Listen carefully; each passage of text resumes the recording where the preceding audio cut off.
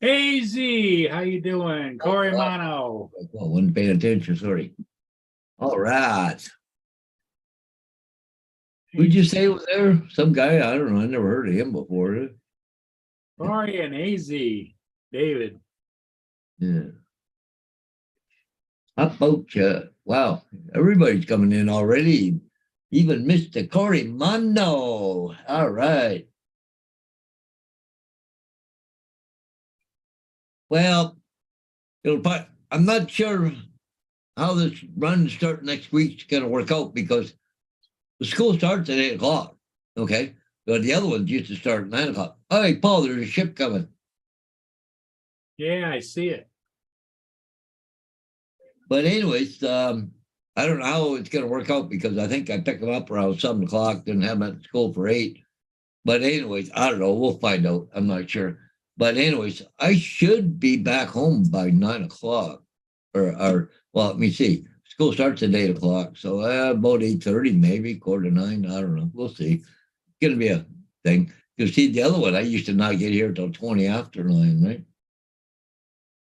Hey, there you go, dude. Easy drone, dude. You're right on. First Canadian, first American.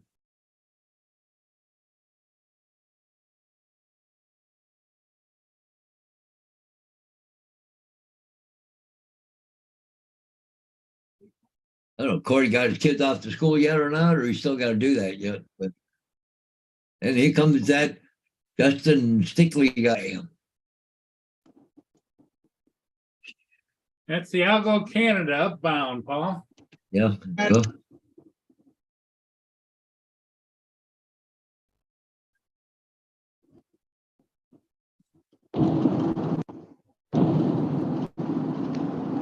I don't know. Do you think I should go get it, Paul? Or it's up to you if you want.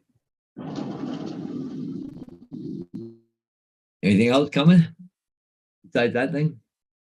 no? Uh, That's it. That's the only thing on the lake. well, they're the only ones moving around in the lake, right? So, and the Intrepid, where's that? It's up going to Milwaukee. Must have been last night. Yeah, I made you host, Paul. Okay, go catch it, Paul. Not working. I guess we're you and me there, Justin. And for some reason, you got two things going here.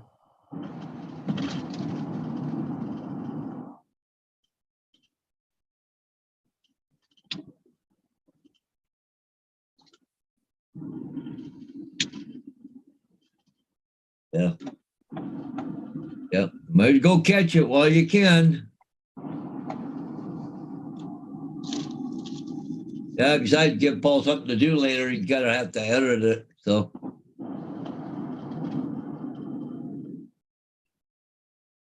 Yeah, I'll be back. yep, not a problem. Actually, not a bad day for flying today.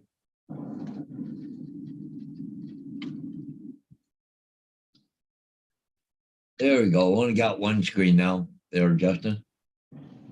Yeah, I can't get my Bluetooth to connect for some reason. Oh. Well, I like that new toy I got for the vehicle. It's pretty cool. Turn it on, connects, boom, done.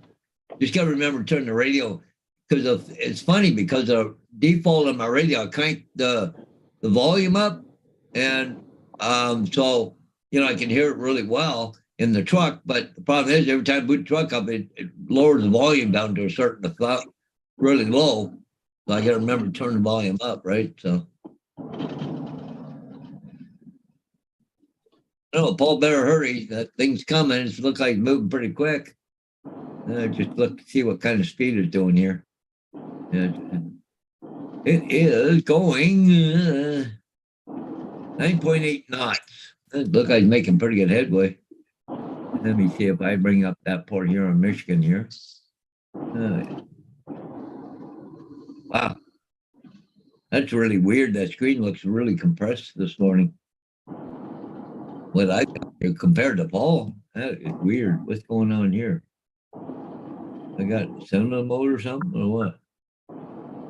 Autoplay off, play on TV, full screen. Wow. I don't know why, but I got such a different screen than what Paul has. Here, mine looks really compressed for some reason. Oh, let's go. Paul's doesn't look like it. Oh well, it looks like a normal picture. That is so weird. Maybe just my screen. Yeah.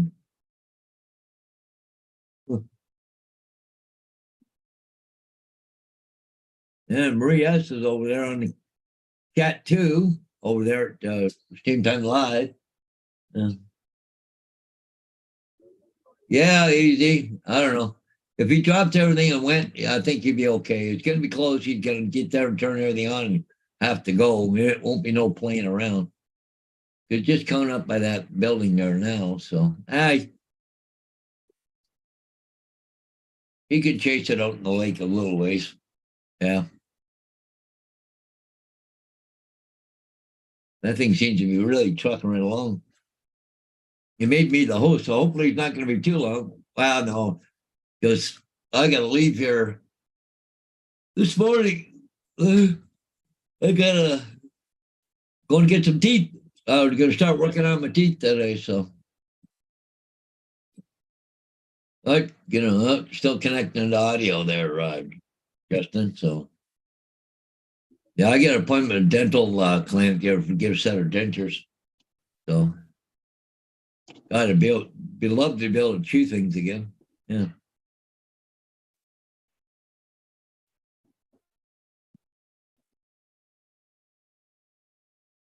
What do you got? What's going on with this shit?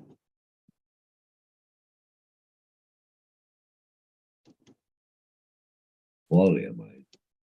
720, maybe that's the problem. 1080 still. Yeah.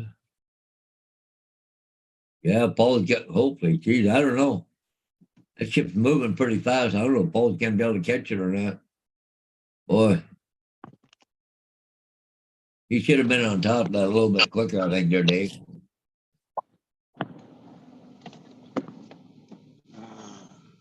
Yeah, it's starting to turn already.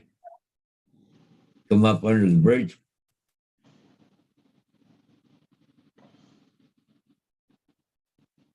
Maybe turn the drone on. You're driving down the road, get everything ready. Hey, it might be okay.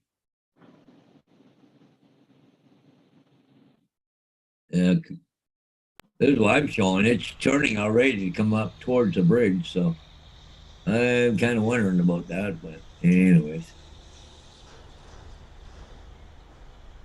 that would be, well, yeah, hopefully.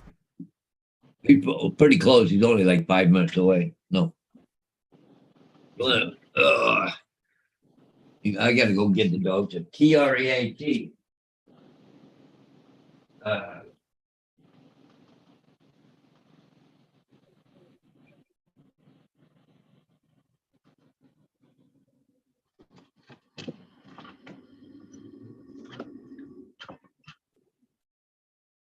Okay, I'm back. Dog just want a little treat. Is that what you wanted? No? Okay. Well, you want that beer? Oh, beer will take his. Anyway. Guess Gracie don't want hers, so.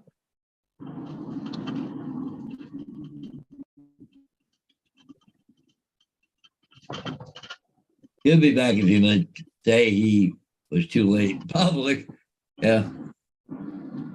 I don't know. I got a big screen here and got 1080. I'm going to see if I can see him flying or not. But because see, Paul should be in the air right about now is when he normally starts flying, right?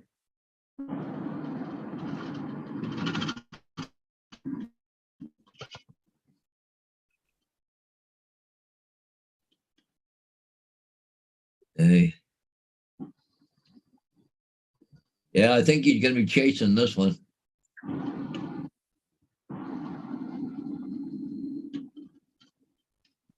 Boy, he's loaded. You can see a really heavy load in the water, especially in the front end.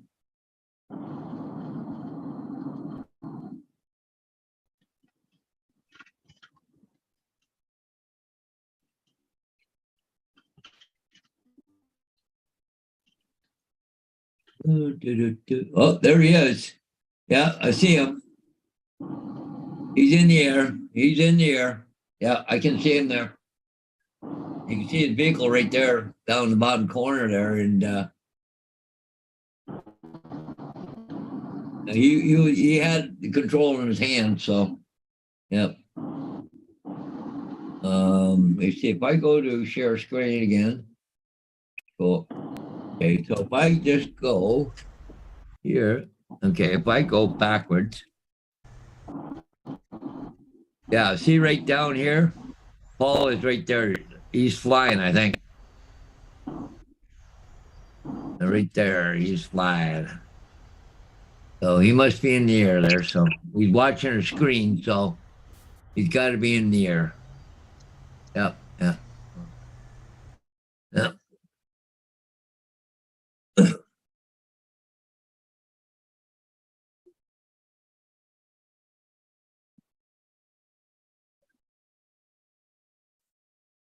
Okay.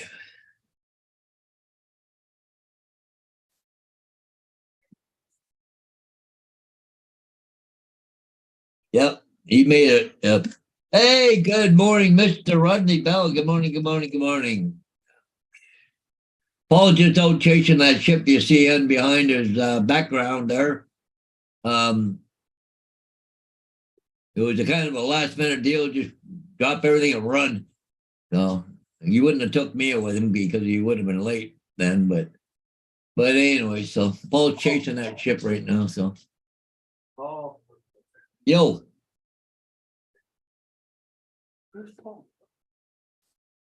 You talking to me? I can hear something very faint there, Justin.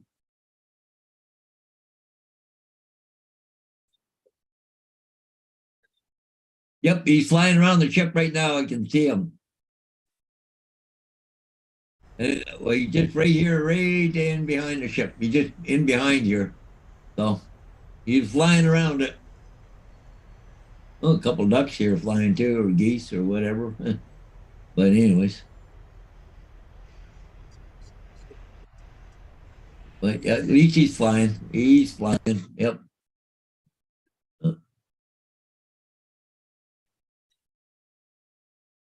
So I take it, Rodney, you're working this morning? And the bad news is I got to go start work again on Monday. So guess my holiday is over.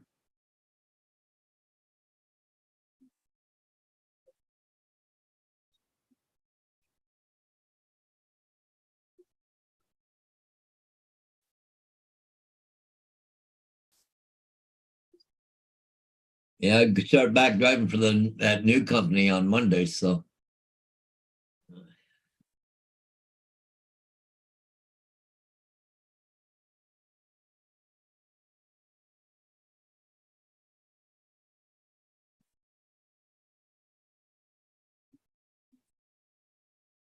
oh well, I like the little extra money. Pays for my toys, I guess. So whoa, look at all the wow. Man, there's a lot of ducks flying right there. Wow. Hope Paul don't have any trouble with that. I just seen a flock of ducks go by. There had to be 200 ducks in it. Wow.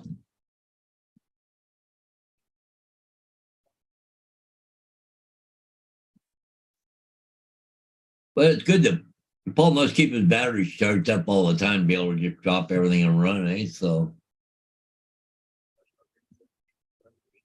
okay, Rodney, have a good day.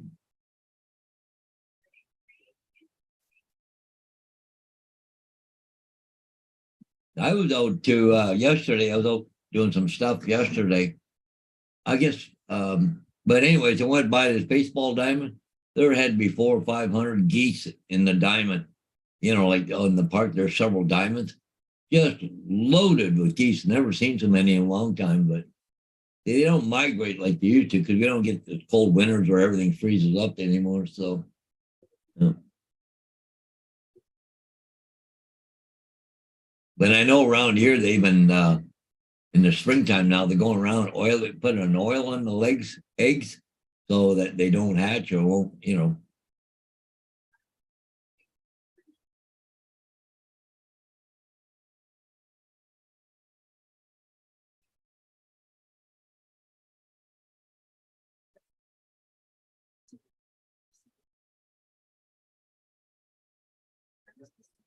Well, Paul should probably be just pretty well done, almost done flying around the ship, I think. I don't see a drone out there anymore, so.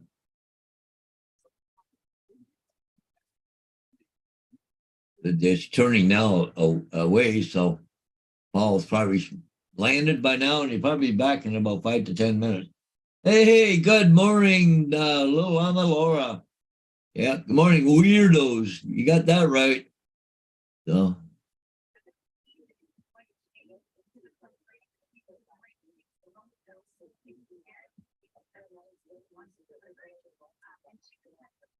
Oh, I've seen you posted something there earlier this morning, about an hour ago or something. I think it was on Facebook or something.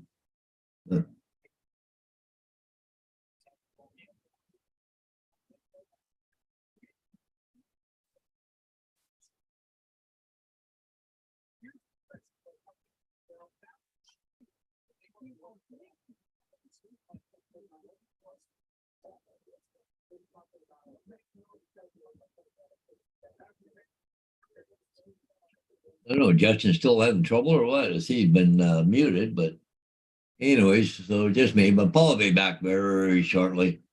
Give it less than 10 minutes, he'll be here. Oh, I like the way Rodney spelled my name there. Phantom Hedges. Good one there, Rodney. Well, the ship is gone. So guess I can close this out now. Ugh.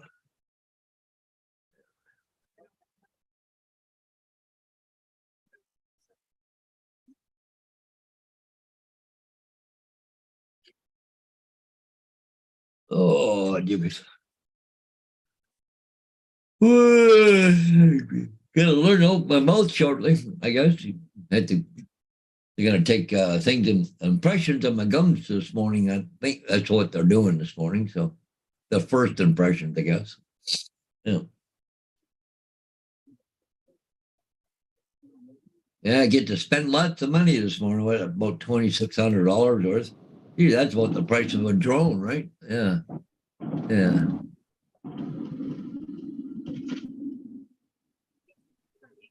Get that thing working yet, Jeff Dustin, or what?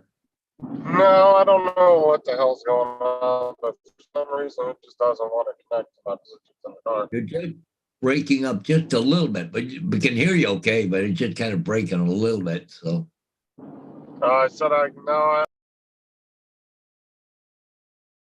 you got muted again. Yeah, Laura. Well, yeah. I think I'll get my Timmy's afterwards. I got to go to. I got a couple I got a sign to do, and then I got to go to London, which is about. It takes about 20 minutes to get there. I got to go pick up some big 4x8 signs. I got to put them up sometime in the near future. So I got to build frames for them, and I want to see exactly how they want to build them. So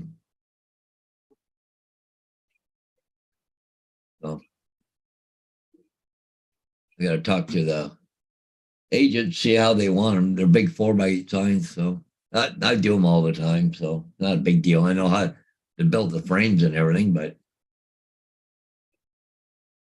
I just got to go and buy some more lumber.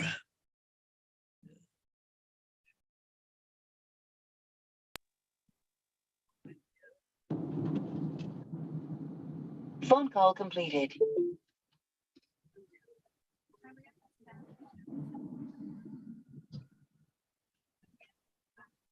can you guys hear me? Yep, I can hear you there now. Yep. Sorry. Everybody keeps calling me too. Oh yeah, of course that don't help. And then you get text messages, and that's the only thing that I found wrong with that thing I got, that device I got for the Bluetooth in the vehicle. You'll be talking to somebody on the phone, all of a sudden you get a text message, and the notification thing, ding, ding, ding, ding, that you got one, and the other person on the other end can hear it too, really loud. So It's probably causing some kind of backfeed in the speakers. Because technically they shouldn't be able to hear anything you're doing on your phone. but see, there's a microphone built into that Bluetooth thing. It's not, okay. it's picking it up.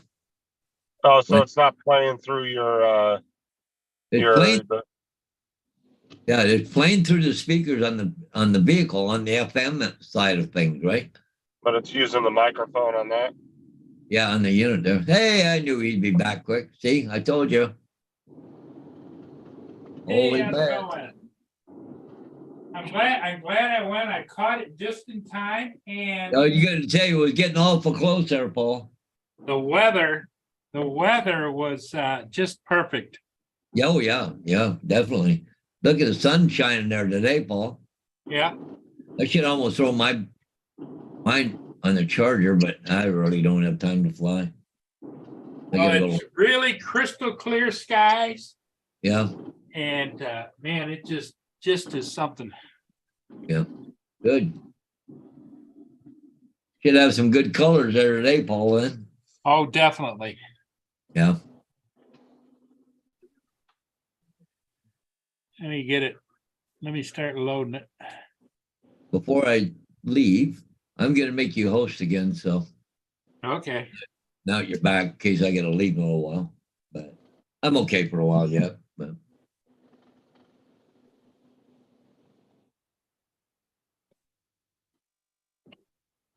I don't know how long it's gonna take this appointment, but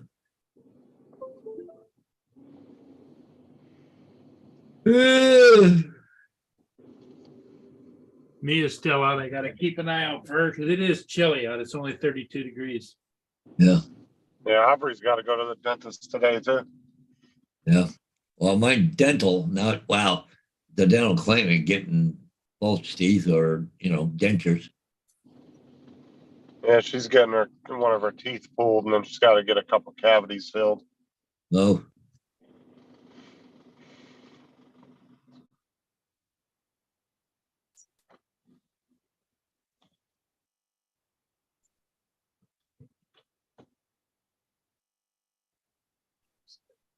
okay, Laura. She said she'd be right back. I don't know where she went, but what time is it? I think it's still got time for something to drink yet. No, hold that. Oh, what's up to whoever's in the chat? I can't see it at the moment.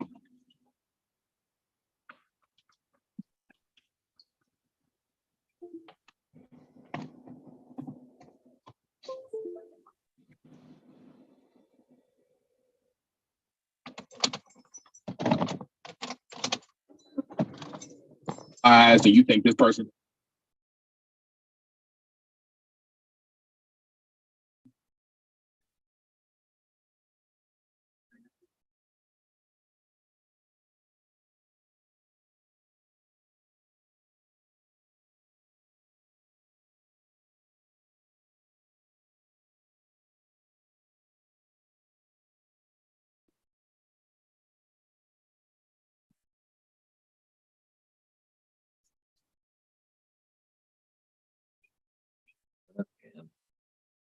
The only problem with me doing all this renovation in the house, other stuff has been getting neglected. I need to get some dishes put in the dishwasher and got some laundry needs to be done. And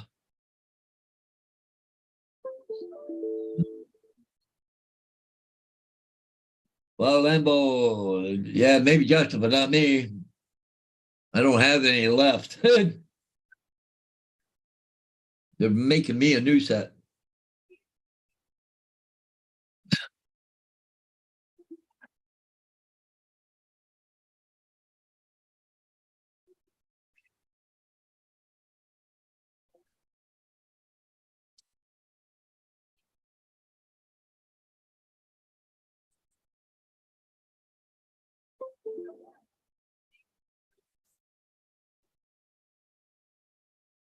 Okay, I'm just gonna load this up real fast. Yeah. These little things go bad every once in a while, don't they? Well, not very often though. This one has. Throw it away. I got a tons of them. Yeah. Oh, I got about 10 of them, I think.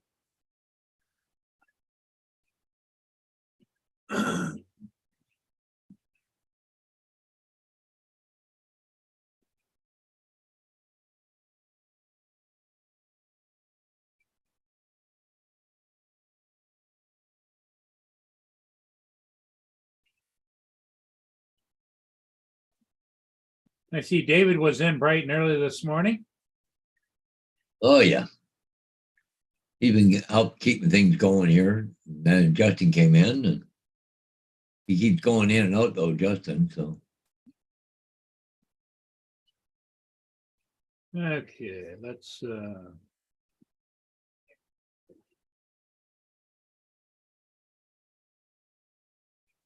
pictures.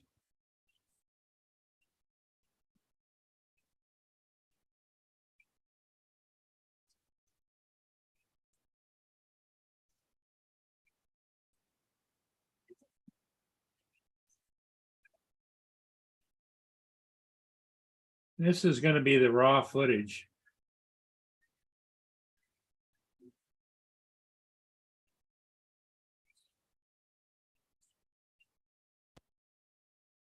Do you see it, Paul? yep.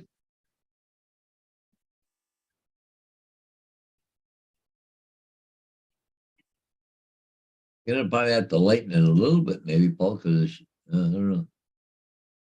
Because the sun probably had the Right. exposure down a bit. Right? May have to bring the exposure up just a bit. Like once you swing around the other side, I bet you it'll be really good. Oh, yeah. Yeah. Once I get around the stern. Yeah.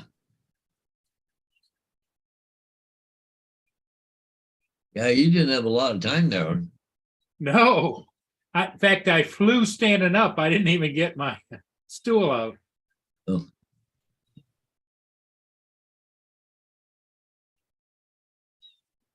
See the color change already. Yeah. Yep. They're lined up in the going across the bridge today.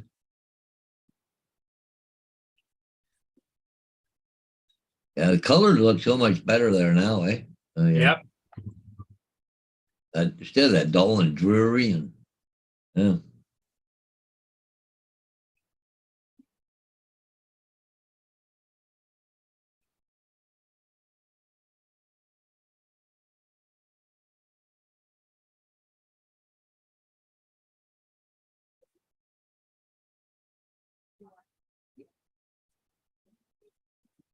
In the sun there, you can see a lot more detail on that ship there.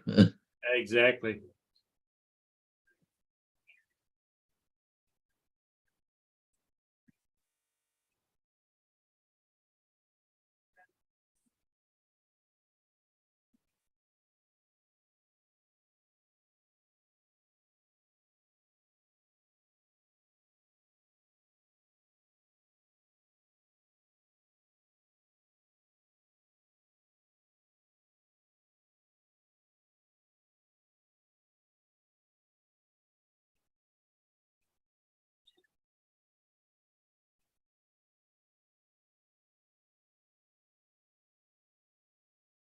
Yeah, I didn't have any filters on it either. So Yeah. And the thing is too there, Paul, they right after here, once it went out a little bit further, there was a gang of ducks came through. It must have been 200 or 300 ducks. really. Yeah, I was watching and I said, hope Paul's not down there. Because it was always like they put them up. Probably a bunch of bluebills and stuff, eh? But There we go. Finally got it work. oh yeah. Yeah, it sounds a lot better there. What was the problem? I don't know. I just reset my phone and I turned the car off and turned it back on. Just reset everything. Yeah. It just wouldn't connect for some reason. Yeah.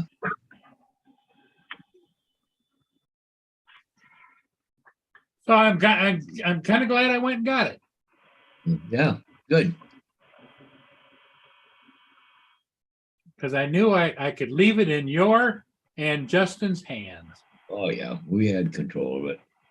Not a big I didn't deal. have control of anything. I kept dropping out trying to get this stupid thing connected. He was a lot of time thing there, questions and answers and stuff. So yeah, we kept it going. You might as well take advantage of a nice day, right? Well, yeah, it was crystal clear, and the sun was off to the east, but kind of low, so it was, it was a little bit dark on the west side of the ship, but it wasn't unwatchable, But once I swung around to the stern and went up the east side of the ship, it was good. Oh, you're funny, Laura. Laura poking at you? Oh, yeah, it's a shame we can hear them.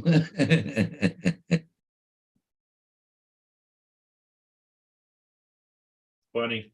I'm gonna let Mia in be right back.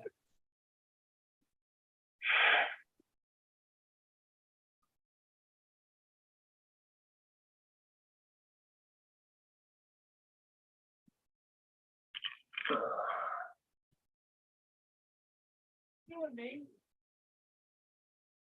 Come on. Come on.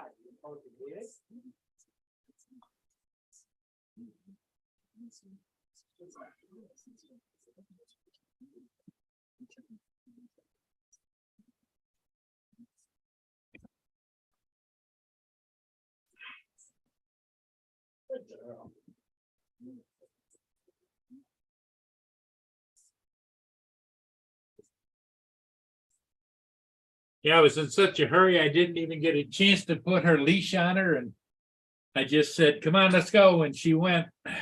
Oh, I didn't think you'd even have time to grab her, you know? Oh, I can't go anywhere without her, Paul. Yeah. You know, your dogs, you can go out the door and you feel bad about it, but Yeah. Mia would be whining and crying and Yeah.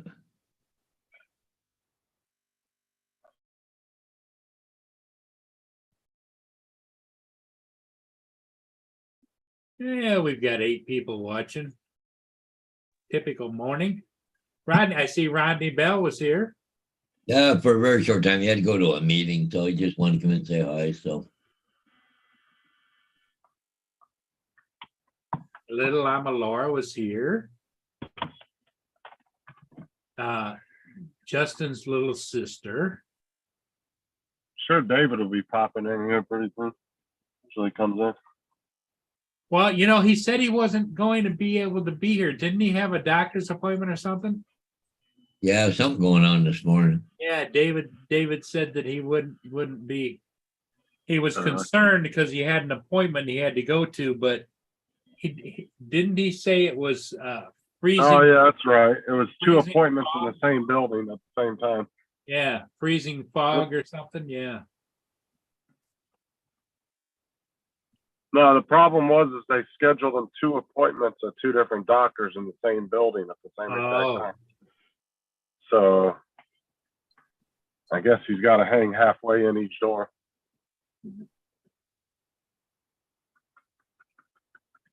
Laura said, Paul, don't forget your Timmys. Well, after my appointment, I think. But Yeah. like I said, I got a sign and a road trip I got to do. So So, Justin, you got it. Your daughter's got to go to the dentist. Yeah, she's got to get I think she had like freaking 5 cavities, oh, and then she had something wrong with one of her her baby teeth, so they're gonna just pull it. Pull it No. out. Yeah, the baby teeth, they have to go because then it causes the other teeth to crowd, and you don't want that. Yeah, she's been having pains in her gum right where the tooth is at, so they said that they put her on antibiotics for a week just to make sure there was no infection or anything, and then they were gonna pull it today. So Is Sarah taking her? yeah, she's taking her later today.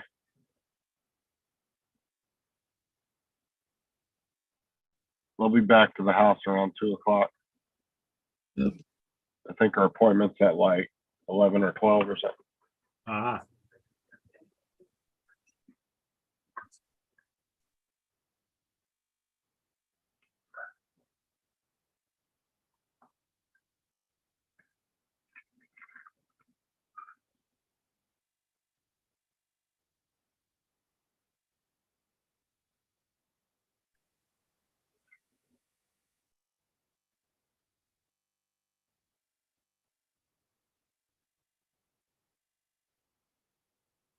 Yeah, I think that's the only.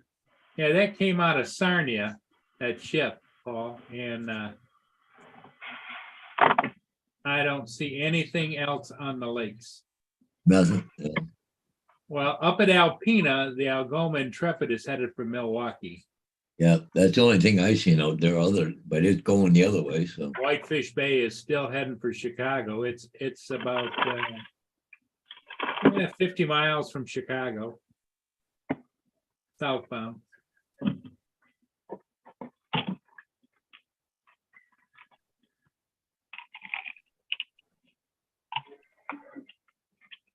Algoma Conveyor is northbound. Must have dropped a load at River Rouge. It's down there about 2 miles south of the Ambassador Bridge.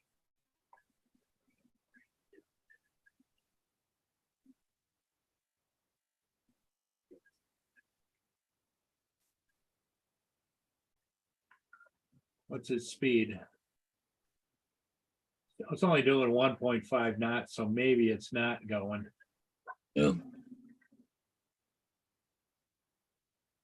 1.8 knots now, still northbound. Yeah.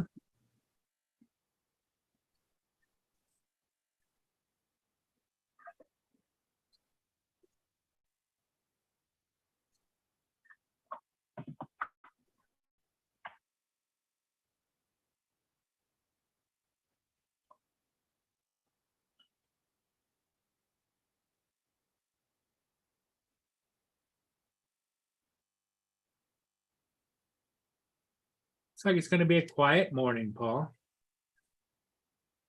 Could very well be. Yeah, because the chat hasn't moved since 8:30. That was 14 minutes ago, so. Yeah, exactly. So I was kind of lurking in Philly Drone Live's chat last night. Oh, yeah. Guess somebody stole a drone from the UPS office or something that he tried to send into DJI. Well, you know, if it wasn't for bad luck, Michael wouldn't have any luck at all. They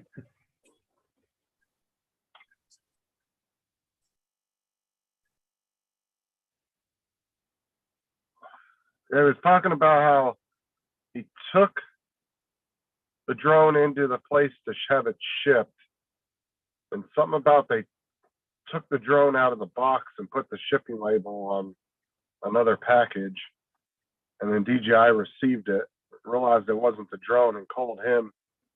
And then he said something about he went into a store, went back in there, and I guess they caught the lady on camera doing it or something like that.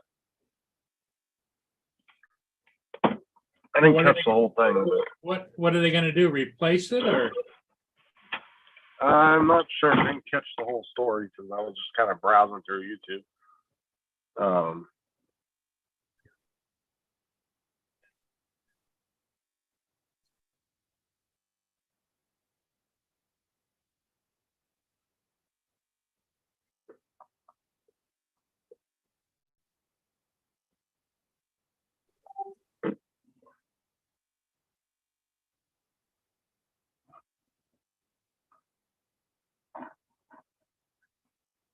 Yeah, today's the day I get my city inspection. Oh, they're doing another one today? At 2:30, they're going to inspect the apartment upstairs. But you had to fix a couple things or something, didn't you? Yeah, I had a crack in the ceiling. I had to have that fixed. And the other thing is that I've got two of the really old windows on the side of the house that the kind where, you know, you got a crank, you got to stick in there and you crank it like that. And the two of them crank out, you know, crank back. Well, I had a storm window on there. So the regulation is you have to have a openable window in every room. Yeah, in case of a fire. Yeah. Yeah. And so we had to take the storm off, put the cranks in, get it so it would open. But you know, the sad part is when I was a kid, that used to be my bedroom up there. I used to get out on the roof. Paul, the windows that crank open are only this wide Yeah. Oh, yeah. and they're by this tall. Yeah. So, the average person isn't gonna get through that window, but hey, whatever works. Oh, but it has to be able to open up. Open up, yep. A freaking window. I could bash it open faster than I could open it. Yep, Well, the funny thing is, if there's a fire and the window don't open, guess what? I'm gonna throw something through the window. Huh? exactly. Well, that's what I'm saying. In most window frames, if you throw something hard enough to it, it's going to break the frame and everything.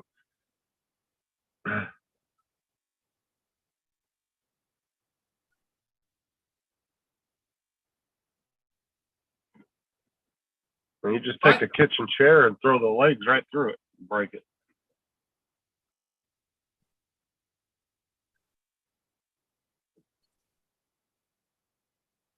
That was the only thing they were getting you for, right? Yep. Well, why couldn't they just have you fix it right there and then just say, okay, you're good? It would have took you what, 2 minutes? Oh, they don't do anything that easy. I mean, that would make sense. If it was something that small, I would have, as the inspector, I would have said, well, just take the screws out, open it up for me. Let's make sure it opens up. It took 2 minutes. Right. And then I'd have signed off on it instead of having to come back. That's stupid. Well, it's government, I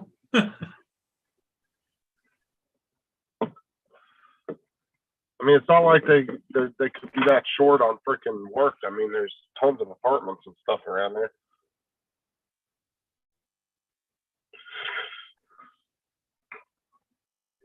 I'm sure there's tons of rentals. So.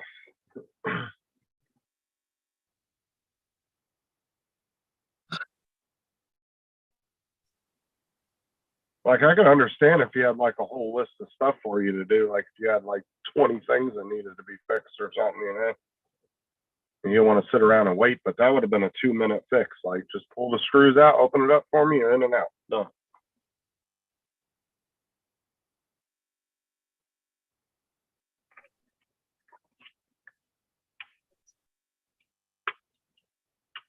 Yeah, go figure. Why was it screwed shut? Just to screw it shut or what? Yeah, they were just screwed shut. To seal them a little better.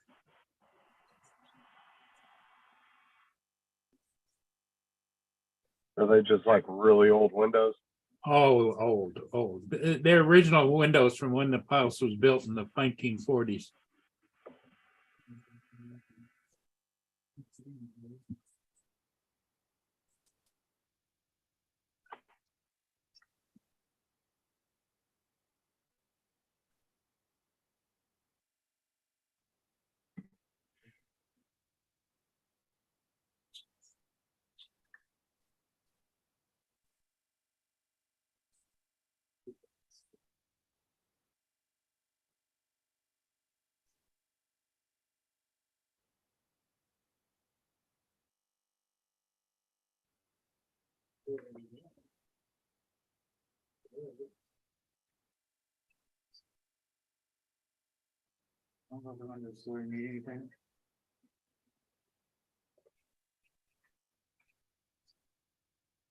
Which store you going to, Marathon? Is taking up the gallery. Unless.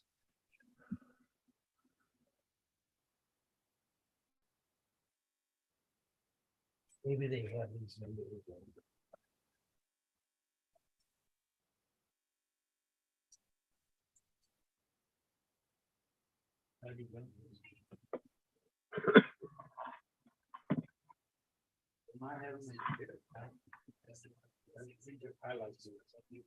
Yeah, they're worried about small potatoes like that, but not worried about you have an oven tube. Well, I know the wires are old and stuff and oven tube, but oven tube, the wires are like this far apart. They're like a foot apart, the positive and negative, where they're all now encased in one. But I don't know. But the problem is the coating on those old wires are coming off now. I know I used to have a knob and tube here. I had to rewire my whole house. We went and did it through a ship. That's what I kind of figured around. Honestly, you think they would require you to do that? Oh, I just went, Because, you know, you're. I gotta get. Well, the funny thing is, like the knob and tube is not here in Ontario, Canada, where you want to call it. It's not illegal to have it, but it was insurance company mandated it here. We didn't change it within a year or something. They're going to cancel our insurance, right? So, and it's hard to get. Yeah, that's another thing you have to deal with too. Yeah. So then it was hard to get insurance for a house that's got knob and tube, right? So.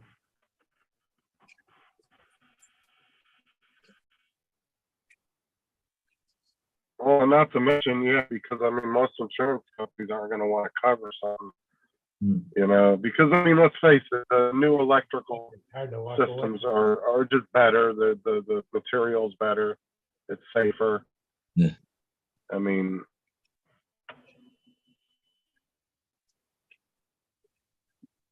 Don't screw your knee up again. That stuff's like killing wrapped around a spark. Yeah.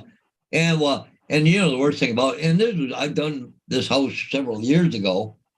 But the, you know, and wiring codes always keep getting updated, but holy mackerel, like I had a 32 circuit panel and we filled it and I had to go to swim breakers in order to make room in the panel.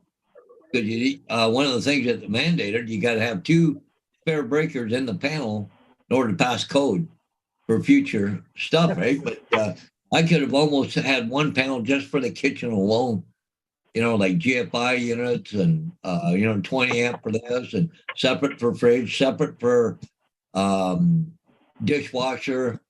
Oh, it was, you know, lights, everything had to be separated, right? Even like where the freezer is, I had to have a separate outlet for that. Like, you know, it was just, then upstairs in the bedrooms, every one had to have a arc fault breaker in the panel. And, you know, then the outside ones had GFI. Each side of the kitchen had to be GFI, but you couldn't loop 2 together. You had to add separate ones on each side of the sink. No, like it was, holy mackerel, it was crazy. well, Now, that's what mind I'm you- saying. It's just oh, go ahead. And like when I did the hydro on mine, we only had 60 amp service in here. It was on those turn-in fuses. And so anyways, I had to put in 100 amp and breakers and, you know, all that kind of stuff. Had to put a new stack in, new line out to the road. It was. Well, you got to think too with old systems like that, you know, certain new appliances may overload it without you really knowing. Yeah. You know, with these newer systems, BFI plugs and everything, you know, that it's a lot more safer setup and system. Oh yeah, and back in Navajo, never had a ground system, right? All they had was power in their neutral. So, Sounds like you're getting a cold, buddy, or do you have allergies? No, I have allergies. And they kick in every once in a while. I get them a little bit. Allergy season is coming.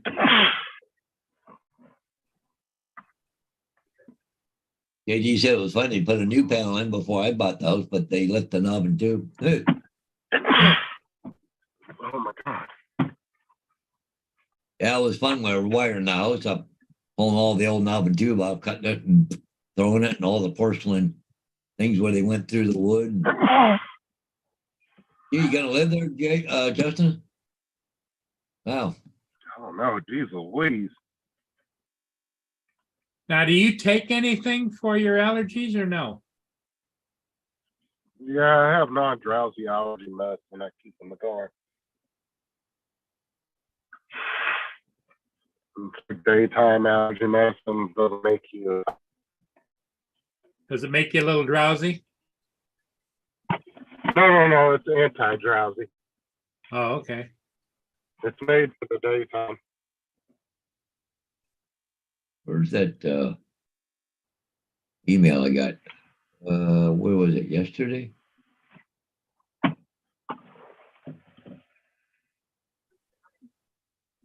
Should forward this to ExecuLink. My internet provider is ExecuLink.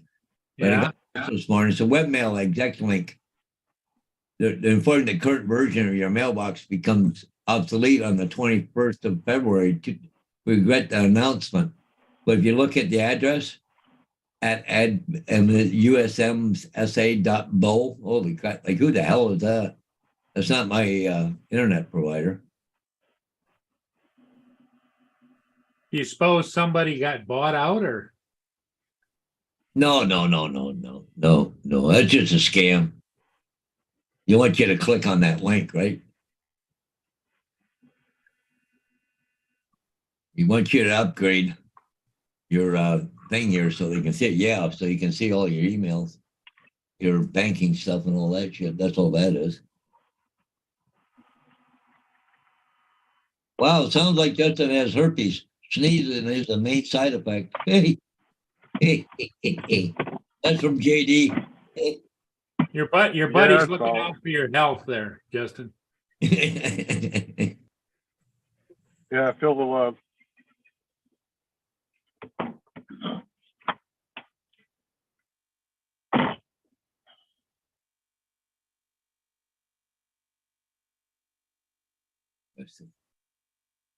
Hey, look at that. I Just would got an email. never. Clogged penile arteries.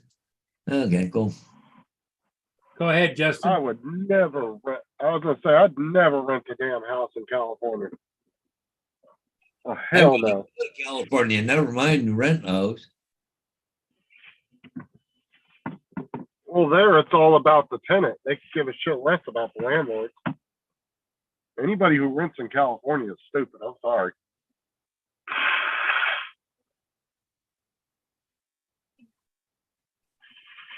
When people can just squat. Well, you know, the crazy thing is people can show up to your house while you're on vacation, go inside your house, break into it, be there for 3 days, and then they're considered a resident and you can't get remove them. What kind of crazy shit is that? Yeah, Oh, you yeah, can't- no. You can't throw them out. That's right. Like, You think of that? oh, hell no. Let me get my gun, you'll be gone. Oh, here they be dragging you out and arresting you for breaking and entering. There is no such thing as squatting here. Yeah. Like, that's why everybody I know in California, like my family and stuff, whenever they would go on vacation, somebody would have to stay behind and sit in the house because they were afraid of that. It was always a fear that somebody would do that, or they'd break into your house while you were gone. And so people, like when my dad would go on vacation, or like we would go on vacation, one of my cousins would come over and stay at the house, and they wouldn't leave at all until we got back. Just because of that reason. Like, oh, hell no. Here, if I walk into my house, I don't care if I'm gone for a week. If I come back at home and you're in my house, you best believe it, I'm going to blow you out the front door.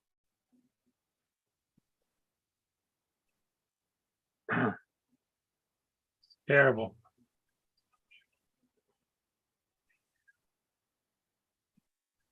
Oh, he's talking about, I don't care. I was talking about California anyway.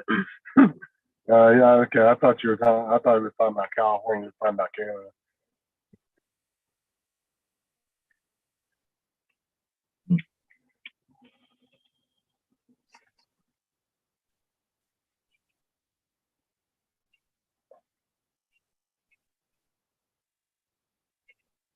I don't think I've ever lived in a house that had a little electric like that. Every place I've ever lived has always had a modern breaker box.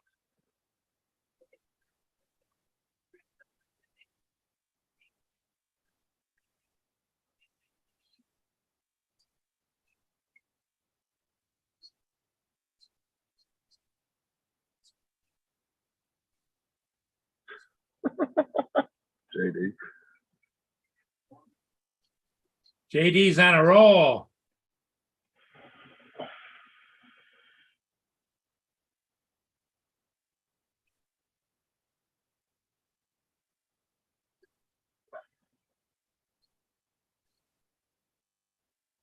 Oh, I saw CAJD and I just got red in my eyes because I thought of California.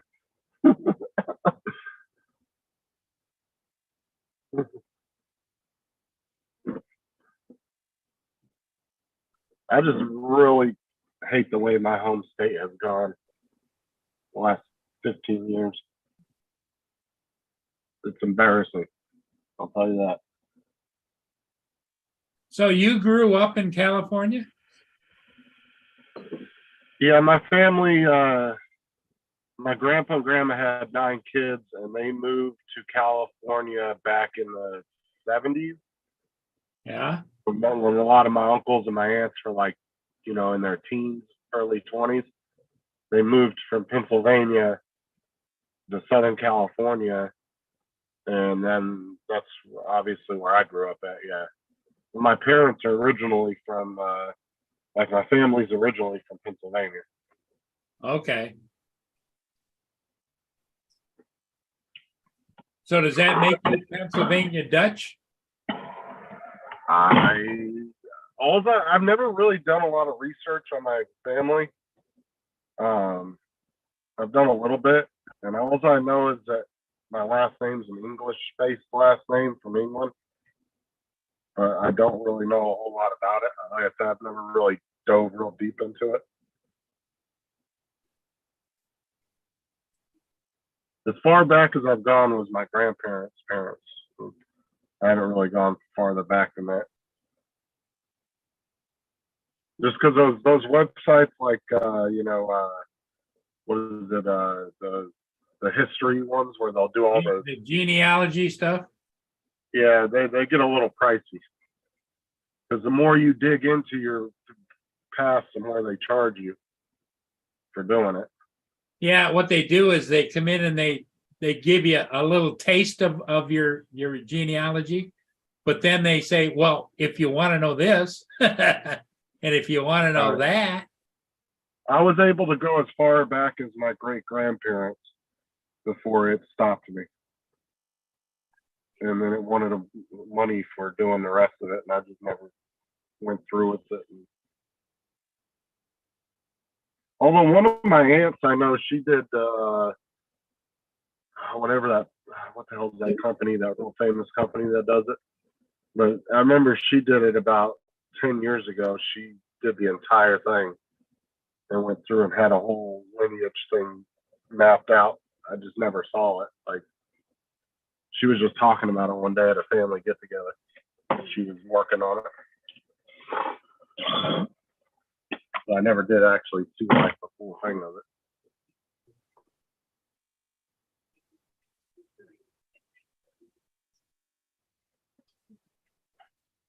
But I know I'm like 6th or 7th generation American now. Does your family tree lead back to the Stickleys, that the furniture company? I know we teased them about that, but I'm not entirely sure because I've had some family members tell me that we were related to them, and then some said we weren't. So I'm not entirely sure about that.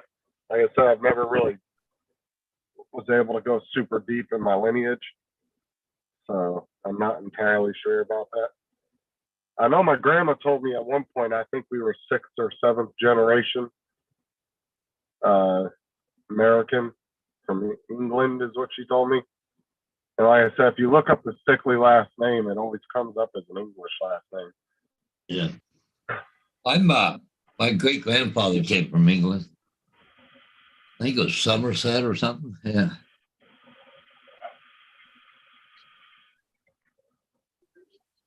Well, isn't Canada mainly French lineage? Yeah. Well, and yeah, around Quebec. on the East Coast. There's a lot of French in Ontario too, right?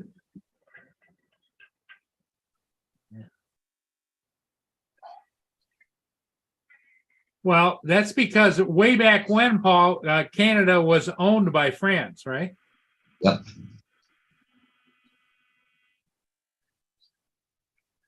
Was a French colony. Yeah.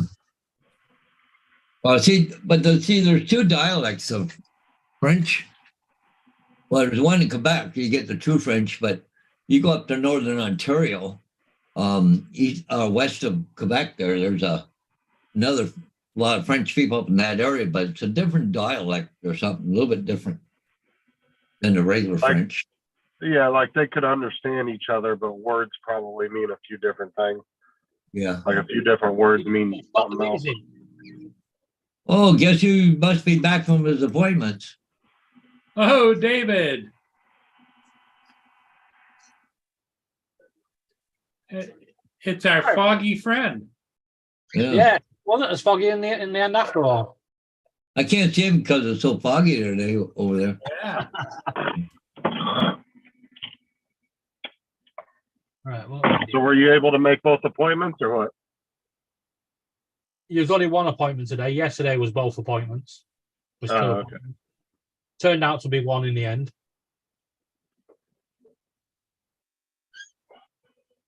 But yeah, I made the appointment. Not that it did any good anyway. We got there. Thank you.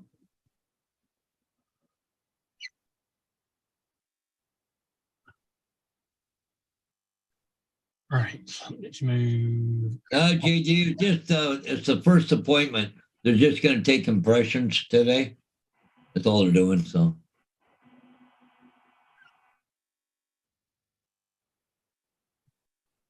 Well, if it's your first appointment and they're taking impressions, don't forget first impressions count.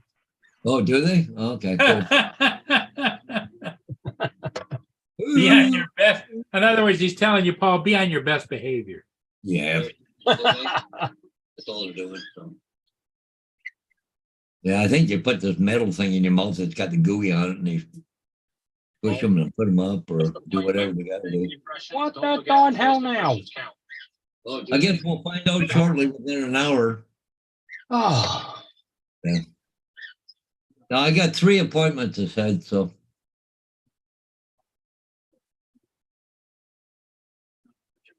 this is what happens when you let people play around with your computer. Right. yeah, got my checkbook. Yeah, that's important.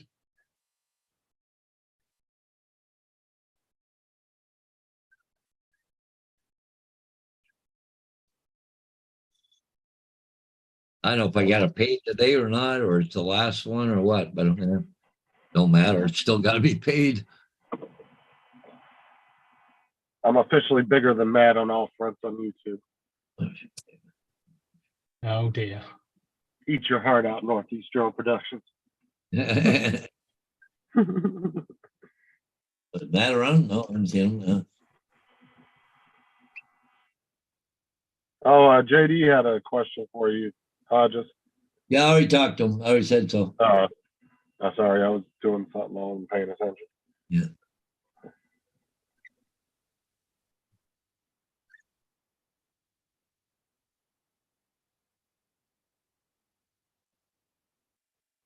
Just watch your Rocket League video, Justin. That's a fun game.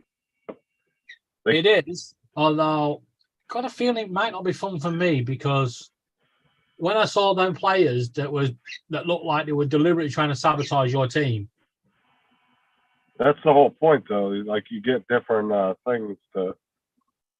But the first game, I got my ass whooped. But the second game, I dominated. It was like 7-3, I think, by the end of the game, and I scored 5 or 6 of the goals.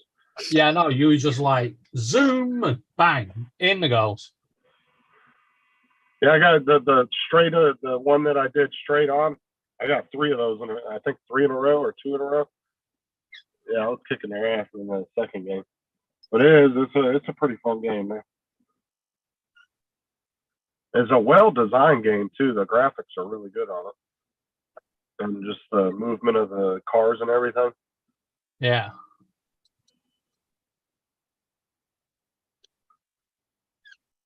Me and the kids had a whole team thing set up where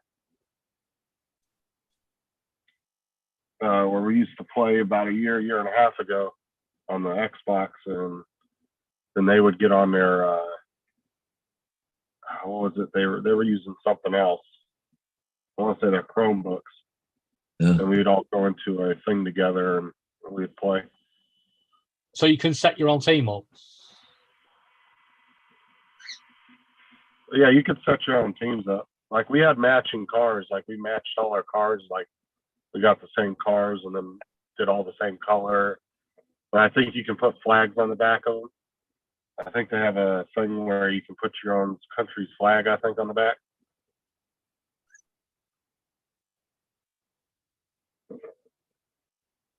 Well, looks like you got a challenge at the weekend. Well, I'm not the best at it. And plus it's been a while since I played it. But I mean, if JD wants to take that challenge, bring it on. I went on about that one. I was on about me, you, and Laura. No, you know. Oh no, JD said he'd spank me all over the field. Oh, well, JD can come in as well. Well, ladies and gentlemen, I gotta run. I gotta get a sign ready to take with me too before I go. So Okay, Paul. I got a couple things you gotta do before I leave, and probably put the dogs out one more time and before I leave. So anyways, we'll see you guys this afternoon. All righty. All right, later. Yeah, Oh, bye. yeah, catch you this afternoon. Yeah. Yeah, JD. Well, unfortunately, I don't have all the different modes unlocked because you have to get your experience points up. And since it was pretty much a new account under my new email, I didn't have anything. So once I get everything unlocked, I can start playing a little bit more. You don't have to get very many experience points to unlock all the different menus.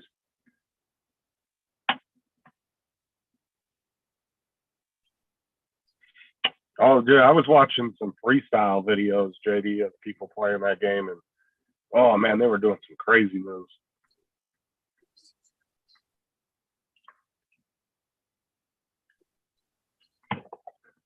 That's what I was telling David and Lori yesterday, that they actually they did a competition, I want to say like a year ago, and the winner won 50 grand if they won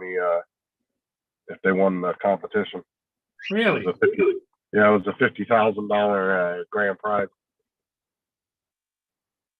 Oh yeah, there's big money in professional gaming. People will, like different just whatever games they'll throw competitions for them, and there could be a $100,000 prize, and you'll get all these guys that spent a year or two just perfecting the game, and they'll go to these competitions. Like EA Sports does a big one every year too for like Madden and stuff. And I think they do one for the NBA 2K or whatever.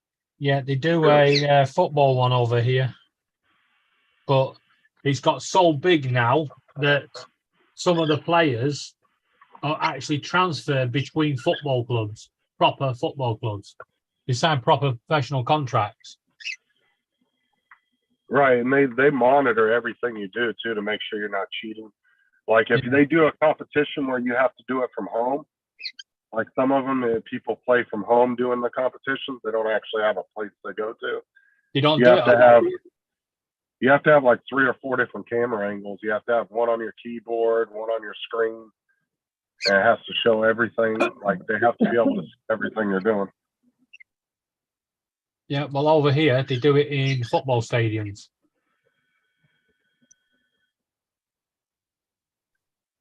Yeah, like I said, there's a lot of money into it, but I mean, if you're going to be like a professional gamer that can make millions of dollars over it over the years, you have to get into just more than one game. I mean, you have to really get some of the most popular games and just master the hell out Put of it it. this way: if you've got a person playing on a computer game that's being paid £50,000, a month to play these games, it's ridiculous. There's football players on less than that.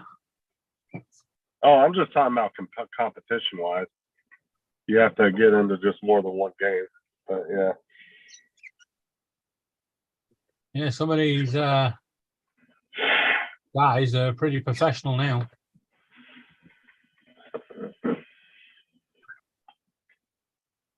That's how what was it, that one dude got super famous, that gamer that Twitch stole from YouTube, the one that was like big into Fortnite. I can't remember his name. but he blew up overnight. Like his channel went from like, I want to say he went from like just a few hundred subs, and then like within 6 months or something, the dude had like 10 or 15 million subs. And he was just really good. And then I think Twitch, when Twitch came out, no, it was Microsoft. When Microsoft decided they were going to do their own,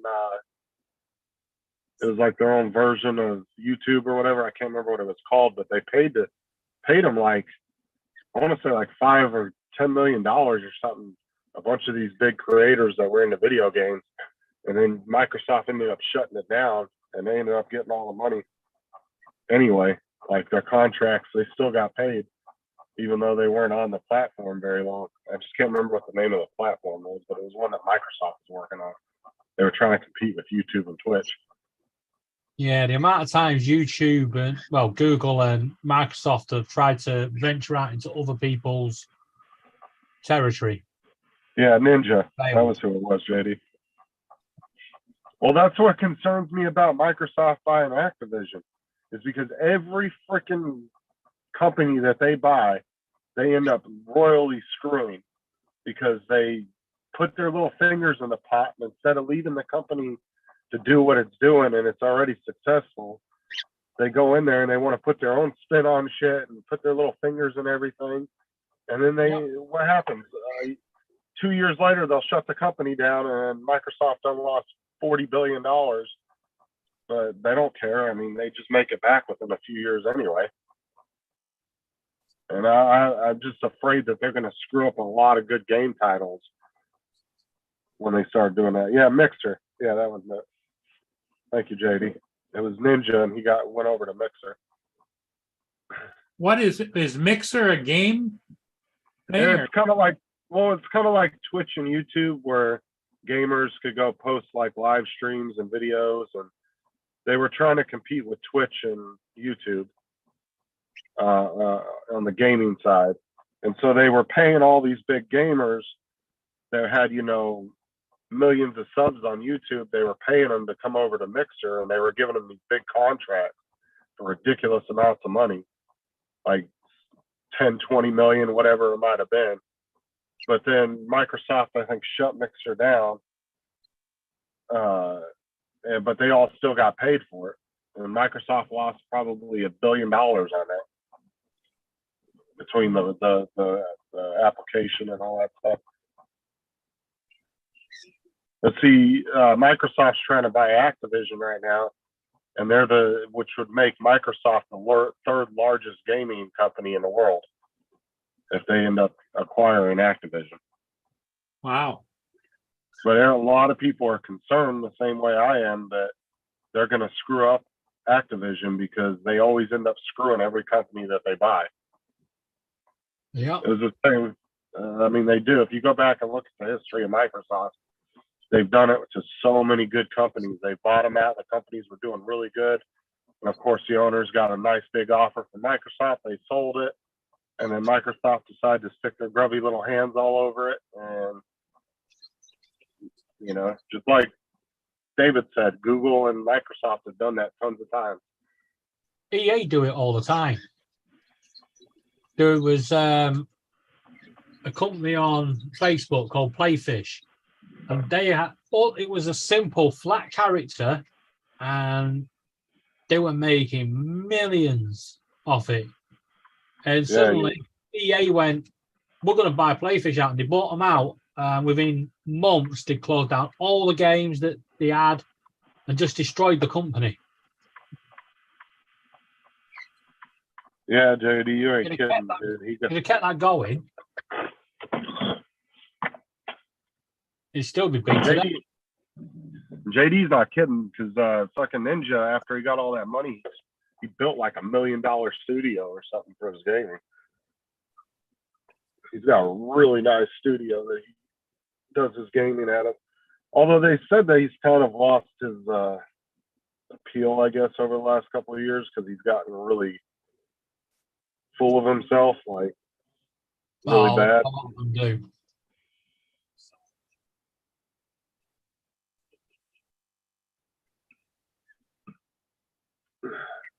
but he still makes I money mean, because, like it's like JD this said, channel that I actually know and respect quite well, and he's getting a bit big, very quickly. He's getting a bit cocky about it.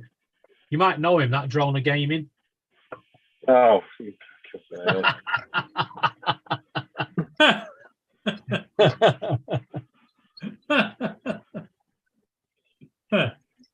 You walked into that one, Justin. I'll never forget the little guys. No, of course you won't. You'll be the one rubbing it in, going, "Look at me!"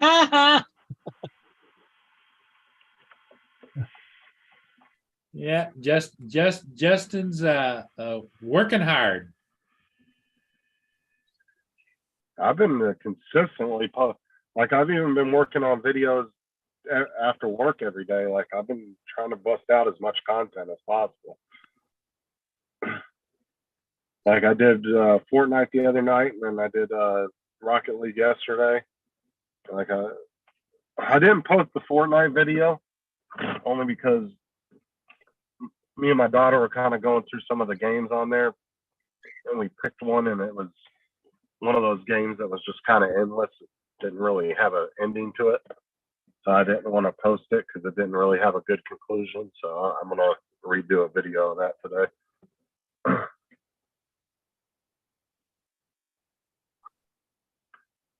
Yeah, JD. I mean, he's not really hurting, but yeah, he's lost a little fan base, but yeah, he's not hurting for sure.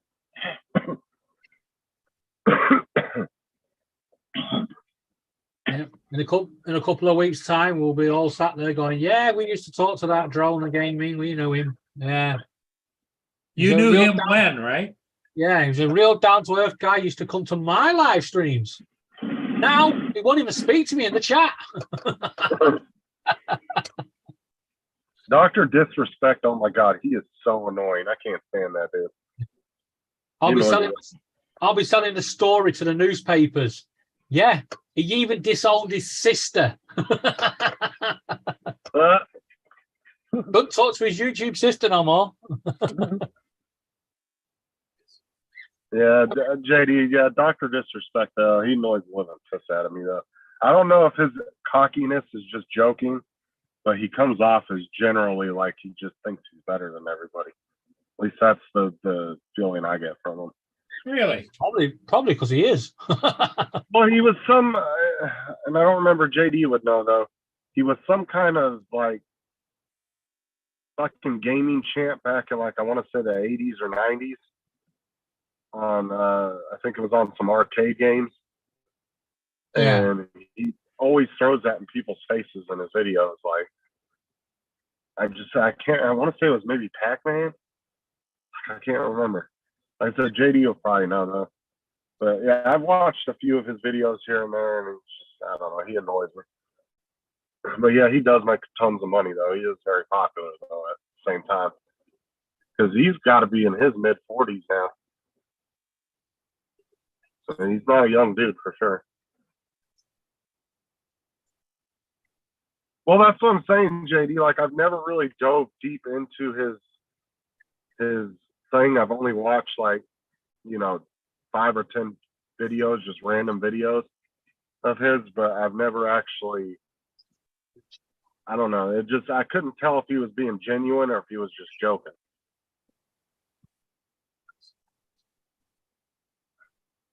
Yeah, well, I'm not going to mention no names because I'll end up the subject of one of his freaking videos. Northeast Drone Production? No, there's another guy that I actually came across one of his videos, and he actually did an article about another program that had fucked off all the customers. And I looked back at his videos, and he was good. He was entertaining. He was teaching you stuff and everything. And just after this, he just became a whining douchebag. Every time I see his videos now, he's whining about something. It's like, oh, for God's sake, seriously. Just let it go.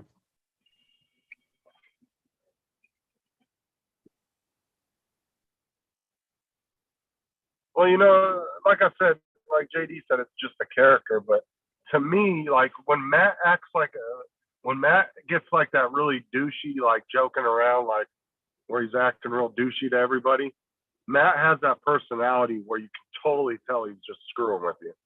Yes.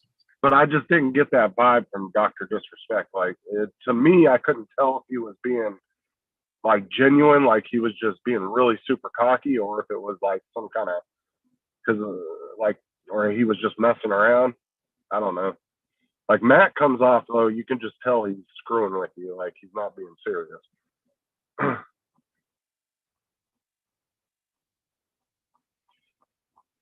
So he was saying that he was a 1993, 1994 Blockbuster video games champion. He was a two-time champion. Yeah, I wanted to say it was either 80s or 90s. I can't remember.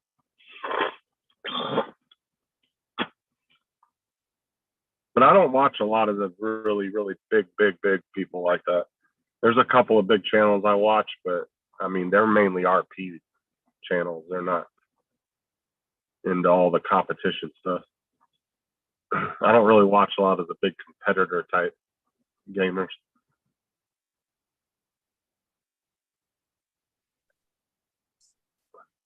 And I'm back.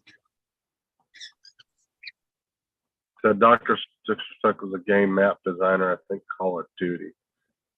Okay. What's up, Bill? The Poshy Canadians in the chat. Hey, Bill.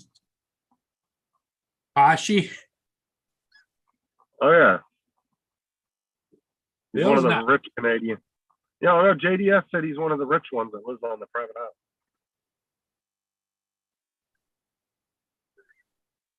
Him and JDS have been going at it in the chats for like the last 3 weeks.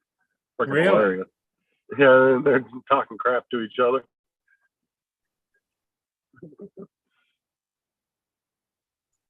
Like 2 weeks or 2 or 3 weeks ago, I don't remember what live stream it was, but I asked them, I said, well, which part of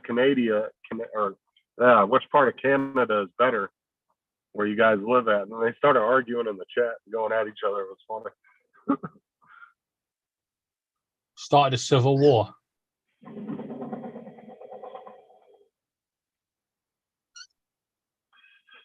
Bill.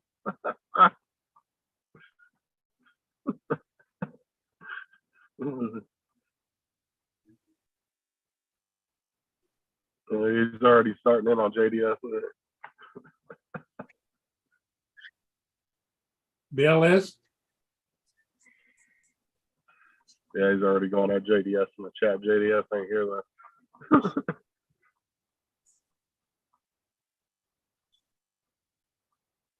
We're going to call that the Carlos. I mean, it's easy to do that with David and them. I just say, you know, what's better, Welsh or England? Then they start arguing, and No, we just don't. leave. There's Yeah, no you do. You give no Rob all kinds of crap. Yeah, there's no contest. It's obviously England's the best. That's why all the services that you get in Wales, you have to come into England for. See? If you want treatment, you got to come to England. Hey, what did I miss yesterday on Laura's channel with Carlos? Good question. I don't know. I wasn't there at that point. I just know that I was called a fat idiot. I don't know. He told me he was we were joking around. Him and his brother were arguing, and I said something about they were going to get in a fight, and then he was like, "Oh, I'm not going to punch my brother," but he was talking to me. He was like, "I'll punch you though for Laura's entertainment, but not my brother." And then so I started going at him about how tiny he is and everything. And then for some reason he called David a fat idiot, and then he told Laura to piss off, and then just left the stream. And then he just left right after he said that. Wow. Because him and his brother were like arguing for like 10 minutes in the background. It was hilarious. Me and Laura were sitting there laughing at him. His brother was trying to talk sports, and then Carlos was getting pissed off because he didn't want to hear about it. And so they started arguing about it.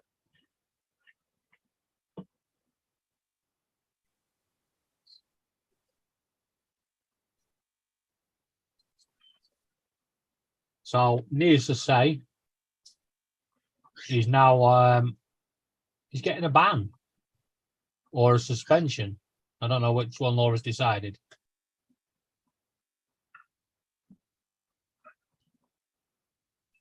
I think I'm just going to try to do the stream this weekend. I'm going to try to do it through Discord, through OBS.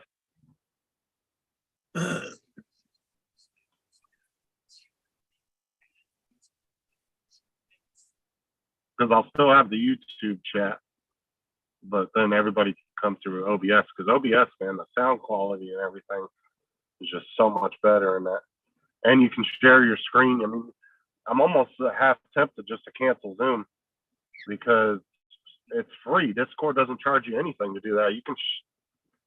You can have a call as long as you want on there, and you can share your screen. You can the sound quality and video quality is just way better. Yeah, but can you have panels? Yeah, you can have people. You can have as many people. There's been plenty of times where me and Tim and Sean and everybody were up on the screen. Like, yeah, everybody. You can have panels where you can see everybody. You turn. That's why I said you got video plus audio on there. I just want to try and test it out and see how it does.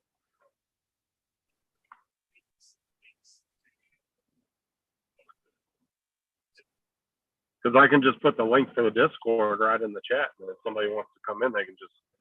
I mean, it doesn't take 2 seconds to set up a Discord. So most of the people I converse with anyway all have Discord. So I just want to point out to you, this is what we was talking about earlier. You know, it's getting a bit bigger now. Us Zoomers doesn't want to know about us. How we call them, baby Zoomers. baby Zoomer. Yeah, now he wants to move on to the next one. Well, I'm just saying, if you look at it though, it's free.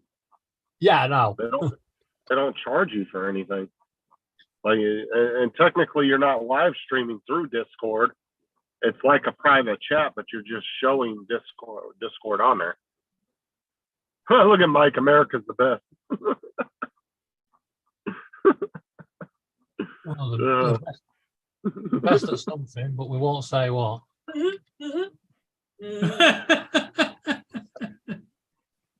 I heard Laura.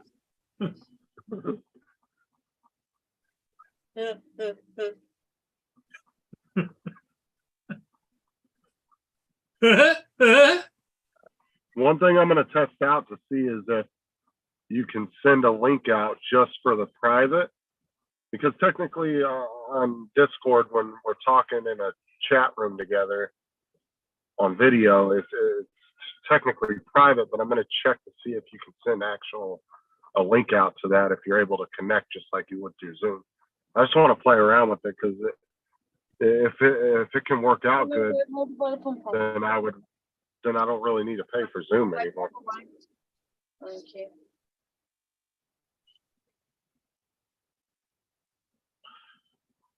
Laura would like me to show you this pom-pom. It's a poppy. It's a pom-pom poppy. There you go. Very nice. I don't know if it needs another one.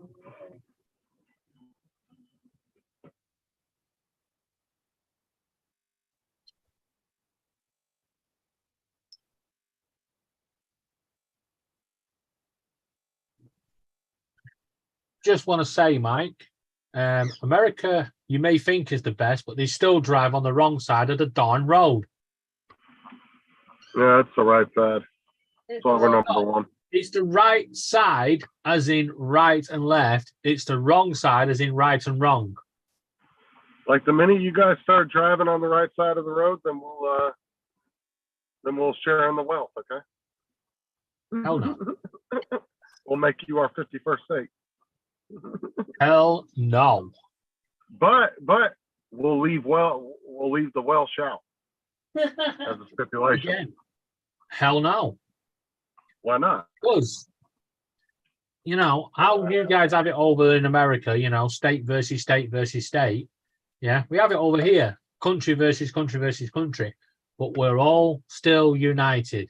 And if anyone upsets the Welsh, the English will come and laugh. I mean, help them out.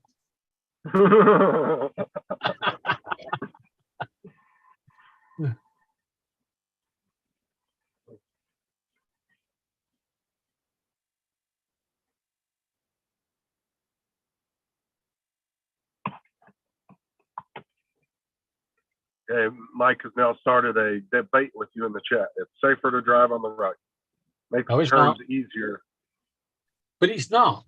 It's actually safer to turn on the left. And the debate begins. Oh, there's no debate. Trust me.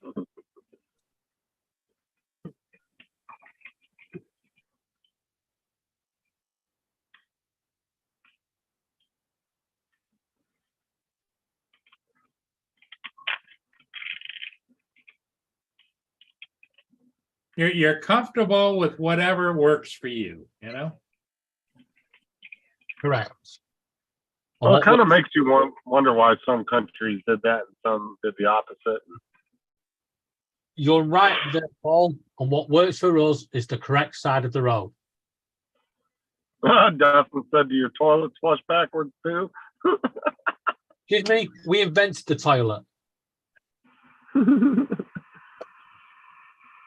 If it wasn't for us, you guys would still be shitting in the streets. Tim. Well, you know, Tim we do has- have some cities where they do that, David. What, in America? Yeah. What, they still poop in the streets? Yeah, oh, yeah. The homeless. Yeah, California and New York. Yeah. Oh, homeless, yeah. But I'm on about, you know, if you had a place and stuff like that, you know. See, Tim has a special machine down in Australia that turns the water the other direction. And he sings the national anthem whenever he goes to flush. Oh. I didn't realize that.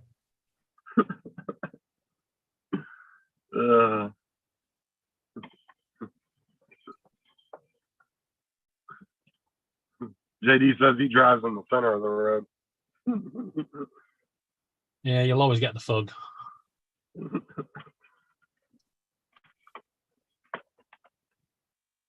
JD sounds like one of those people that will go into IKEA the wrong way just to upset everybody. Oh, Walmart started doing that now. Before you could walk into any of the doors and go in, and now they've literally made them one direction. So if you on a lot of the Walmarts here, if you try to walk into the exit door, it won't open. Oh, it's like that over here, but once you're never a lot. door, you can go any direction you want.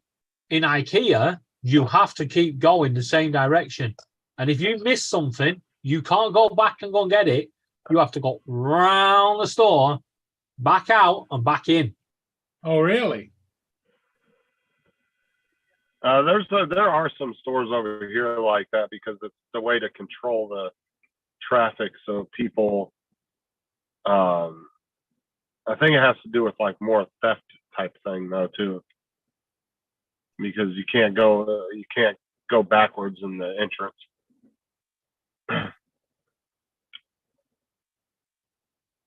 Because that's the way Aldi's is too. Some of the Aldi's over here, you can go in the entrance, but you have to go through the store and around the cash registers in order to get out the exit.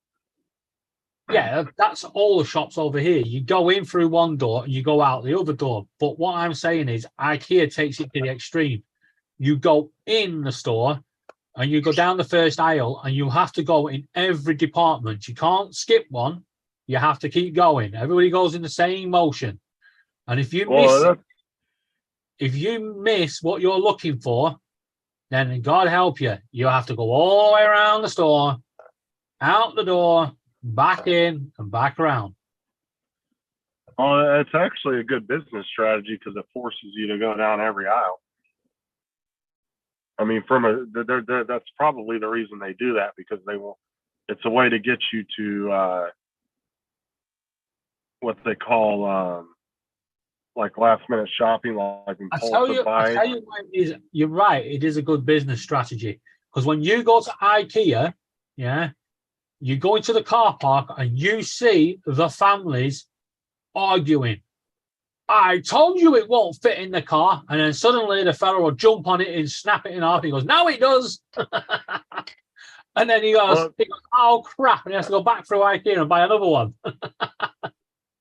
Yeah, it's a way to get you to do impulsive buying. Like that's the reason why Walmart has shit around all their registers, because they want you to be standing there waiting in line and looking at stuff and being like, "Oh yeah, I could use a little phone cable," or "Yeah, I'll grab a candy bar while I'm sitting here." Like You have they to make wait. hundreds of millions of dollars off impulsive buying. You have to wait in line. See, over Yeah. here, if you're in Tesco's and there's more than 3 people in front of you, they'll open another checkout. Well, actually over here, a lot of it's just on the self checkout. Like Oh, I've been in I was in a Walmart not too long ago where I want to say they only had about 5 or 6 regular registers left, and they had 2 huge sections of nothing but self checkouts now. yes, they're doing Like that. Yeah, they thought they would speed it up with something slower than a member of staff. You see, a member of staff picks up the product, and they've been doing it quite often, and they know where the barcodes are. So they're like, boop, boop, boop, boop. And when you're doing doing on self-service checkouts, one, you've got to find the barcode, and then you've got to play upside down pyramids by stacking things on the little shelf they give you. A pain in the arse. Hate the darn things. over here, I can get through a Walmart way faster going through self checkout than standing in a line, because usually they put some like 90-year-old lady on the register and she's super slow, and then you'll get a lot of the older people that want somebody to check them out, and they still use checks and everything else, and they just hold the damn lines up. I'd rather go through self checkout. It's so much faster. No, I'm having none. And when I worked at Walmart, the young people didn't care about self checkouts. Like they would rather just go through the self checkout and be in and out. It was always the older generations that would complain about it. They were the ones that would complain about the self checkouts. They're like, "Oh, I don't have to check myself out." Well, shit. Like as many self checkouts as my Walmart has, like I'm literally standing in line for maybe a minute, and one of the registers will open. And if I got 5 or 6 things, I'm and I'm in and out in 2-3 minutes. But if I'm standing in a line with 10 people at a register with a person, it takes twice as long, because you get little chit chat between the people. You know what I'm saying? You'll get little chit chat between the cashier and the customers, and you might not have the quickest cashier, and it does take a lot longer. But I see it this way. Yeah. Them elderly people that you're talking about, they probably don't get as much companionship at home as they should. You know, they don't get out as much. So talking to that member of staff at the checkout is their conversation. Yeah. We have had checkout operators that have noticed, elderly people that are, disenfranchised, upset and stuff, and got them help. It's not all about just getting you in there and getting your money and getting you out. Well, see, and that's kind of like what Bill said here. He said, "I hate self-checkouts take jobs." Not necessarily, because the Walmart that I was a manager at, we on average would have about 6 to 8 cashiers on duty at a time. When we got the 3 major self-checkout areas, we had 2 people on each area. one in the middle that would help the customers, and one that would monitor the actual computer that would show you what each self-checkout in that section was doing. So on average, you would have 6 to 8 people working the self-checkout Oh. areas. Unfortunately, It actually created more jobs because we would still have 2 or 3 regular cashiers working on the regular registers. well, over here it doesn't work that way. It's like they really did take your job. They're even replacing managers because they don't need them anymore. We've got supermarkets over here now. They don't even have a member of staff. Somebody comes in at night and they just wheel in the shelving. It's already stacked for them. They just wheel it into place, move all the old stock onto that, done, gone. And then when it opens during the day, we go in, we pick it up, and it knows exactly what you've picked it up, and it's already charged you for it. Ridiculous. Well, that's and then there's self-checkouts like the ones that Circle K just started installing over here in Florida.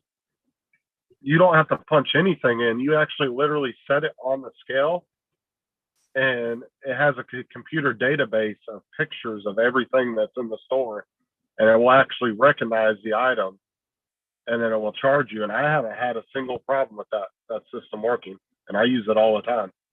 I'll go in there and I'll set a drink down. I can go in there with the 20-ounce Dr. Pepper, like a Snickers candy bar, and just set it on there, and it immediately recognizes what both of them Yeah, are. I get It'll that. actually say I'm not 20 ounce saying- Dr. Pepper. I'm not saying it doesn't work. What I'm saying is you are taking away the jobs. And now you are doing the job and still paying more for your food, and they don't have to employ anyone because they're employing you and you're paying to do it.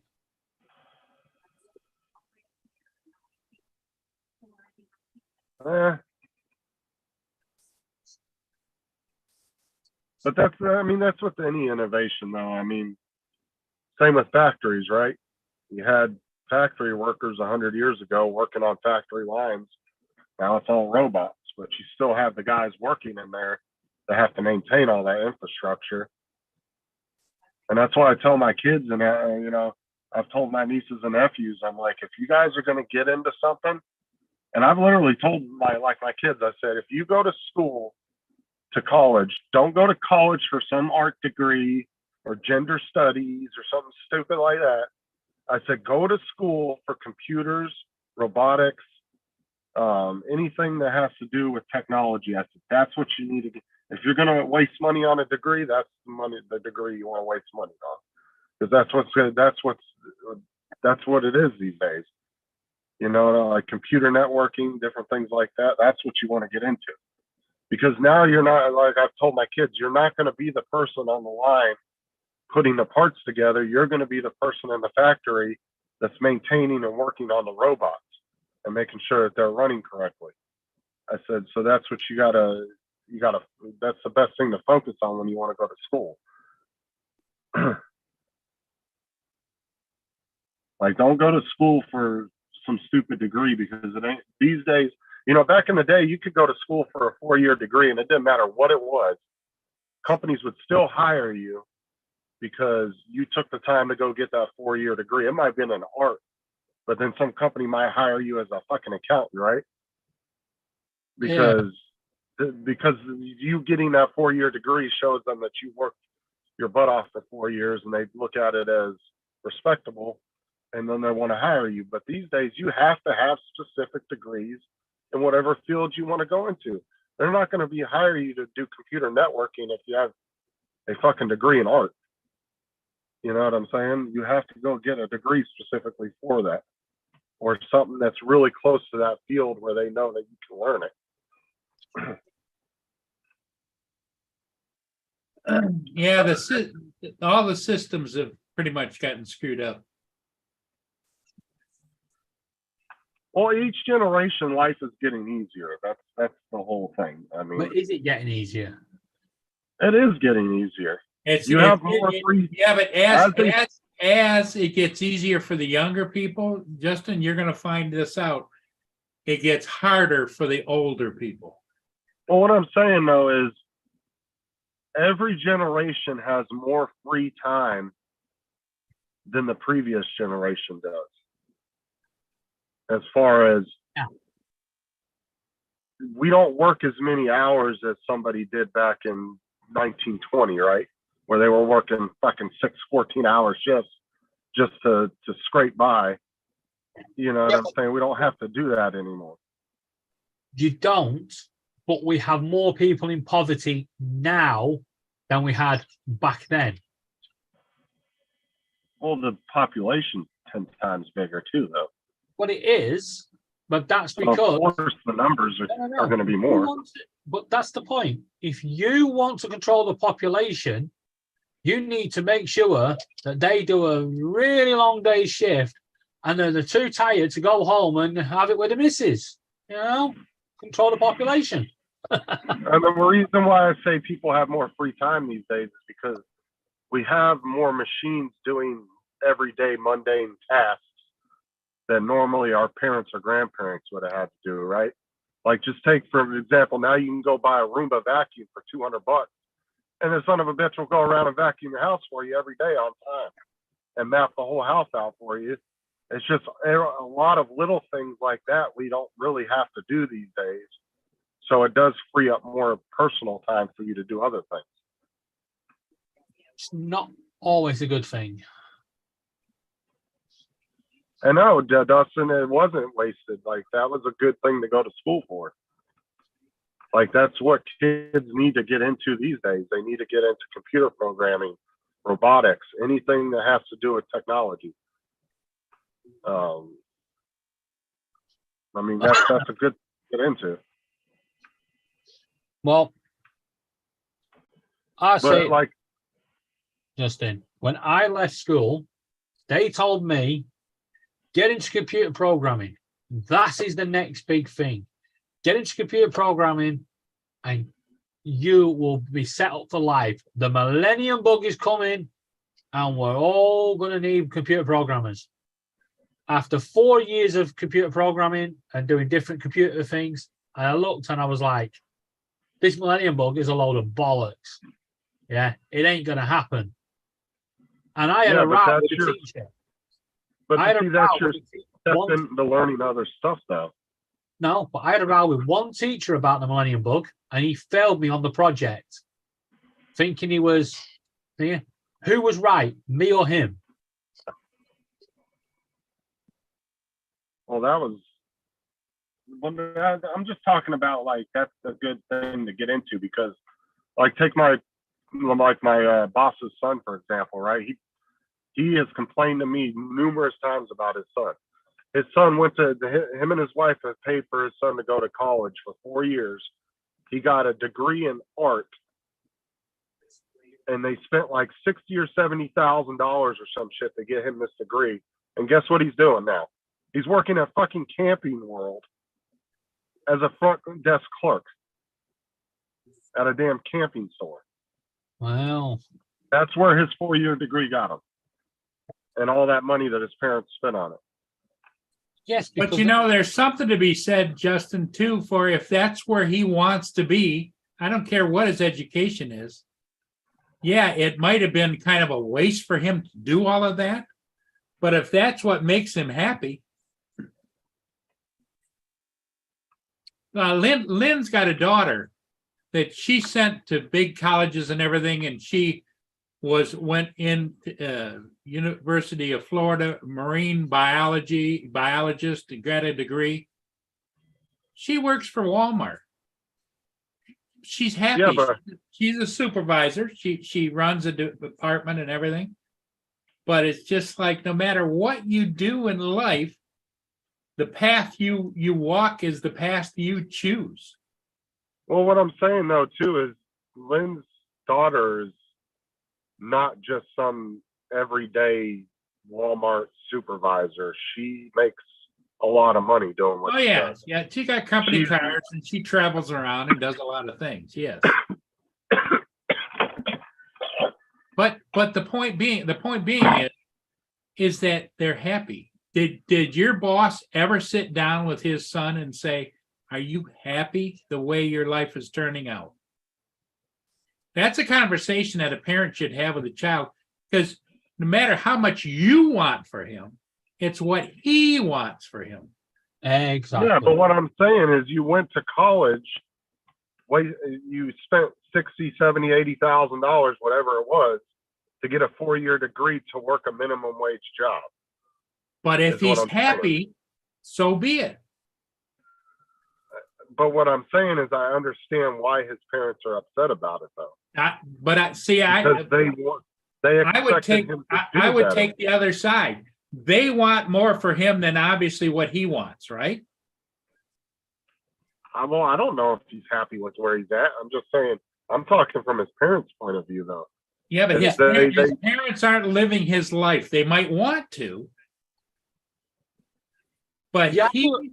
But what you've also got to remember is everybody sets out in life and they all want to do what. And the problem is, a lot of the time, the parents are very unrealistic, and so is the school. And then they send them into these careers. Yeah. And you've got to remember, no matter what it is, only the cream gets to the top. And that's the problem. That's the problem with education. Yeah, but do you think I would be happy if I spent that much money on a 4-year degree and then was working at McDonald's later on? But this is why why don't do one degree. Yeah, but do several subjects. But You here's have to go back. you're making the exact point. It's up to you, not to his parents, what he's doing. It's not up to them. If that's what he wants to do, God bless him.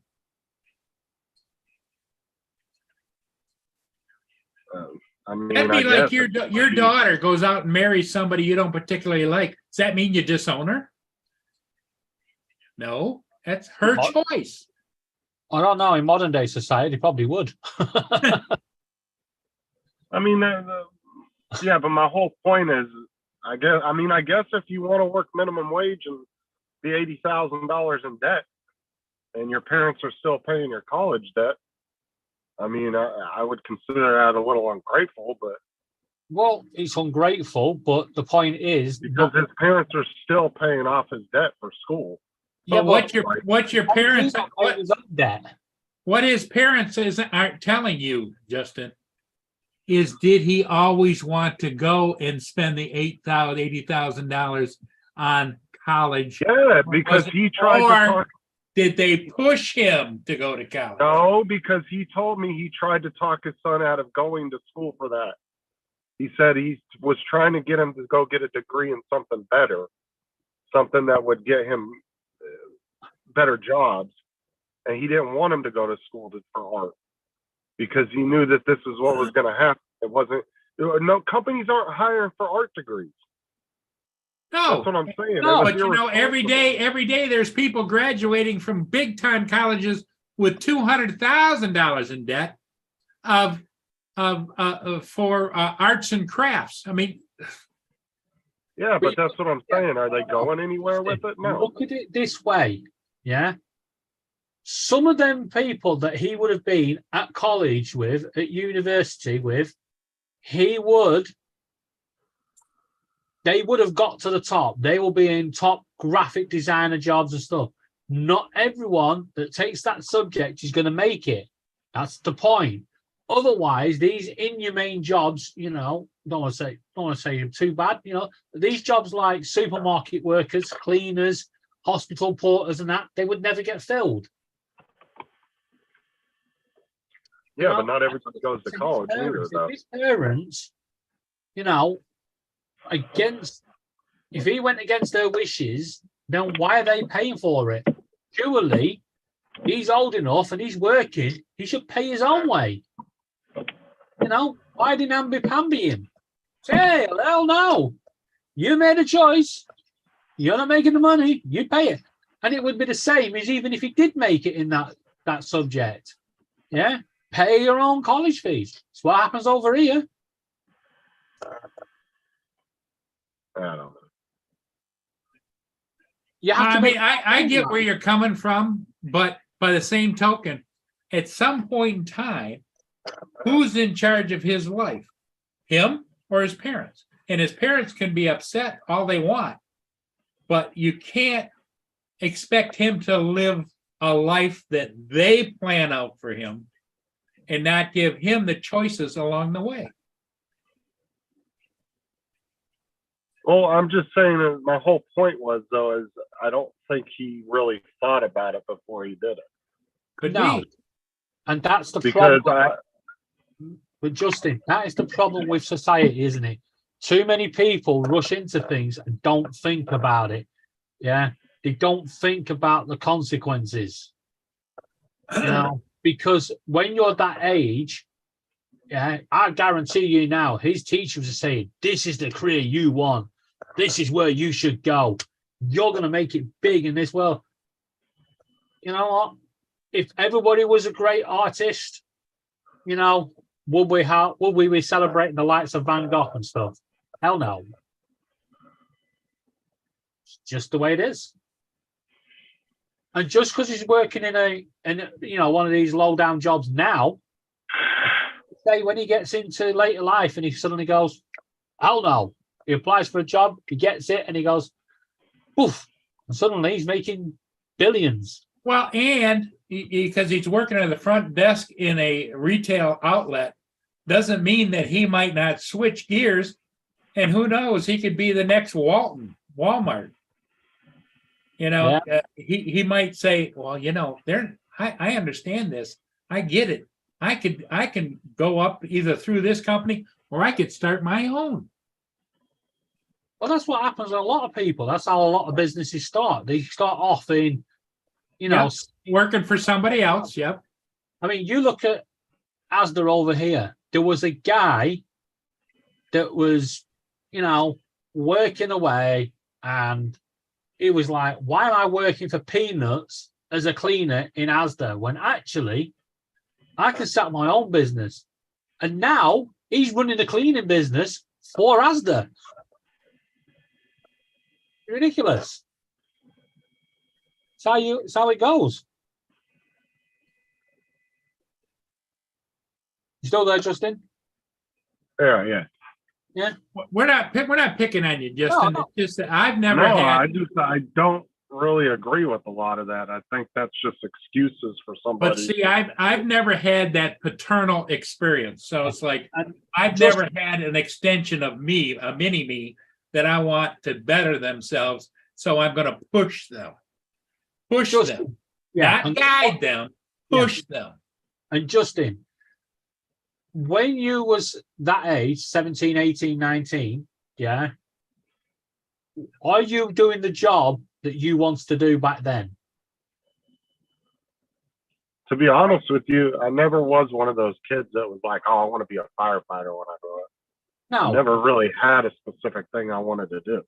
but in the same token, you weren't one of them that said, I want to go out checking meters. And at the end of the day, your job is probably more important than you probably think. Well, it is, but at the same time, I didn't go to college neither. So, but I did. I graduated college with a degree in police administration. And the minute I graduated, I was told, well, yeah, but you can't go into police work because you're overweight. So there was a degree that I had that I couldn't use because back then in the 70s, it was height, weight, just like the military, height, weight. And I was always the lineman. I was always the defenseman. I was always the big guy. And they didn't hire or look to hire anybody that didn't fit that little narrow category. But I look back on my life and I think that it was pretty good. I mean, I do partly get what Justin's saying, but at the end of the day, that person's family are making the same mistake, because at the end of the day, they are paying his son's college and university fees, when actually the whole point of going to college and university is you pay your own. well, the thing is most parents will sign. If their kids don't get some kind of scholarship, right? Most parents will sign on to as like a co-signer for school loans. And so once the kid's an adult, they're still obligated to that school loan because they co-signed on it. You know what I'm saying? Like, because sometimes schools won't give you a loan unless you have some kind of financial backing. If you Yeah, don't we get don't some have that kind of problem. scholarship. So that's the problem, right? Is a lot of these parents will help their kids out when they're, you know, some of them will go into college when they're 17. Some will graduate a year early. There's a lot of kids that do that. And they'll Yeah. get into college when they're 17, 18. And so their parents will co-sign to get them school loans for whatever they're going to. And once you sign that paper, you're just as obligated to those school loans as the child is. And so most parents, you know, you start defaulting on school loans and they start garnishing your wages. They start taking all your tax money every year. And so this is why a lot of parents get stuck paying the college tuitions. Because at that point, they want to help their kid, you know, go to college and trying to do better with themselves. Sure. And that's why his parents are still stuck paying it to this day. Well, I'm going to because go. of that. I'm just going to go back to something Mike said earlier. He said America's the best. I don't think so, because over here, yeah, you get government loans to get your further education, and you pay it back via your earning. Yeah.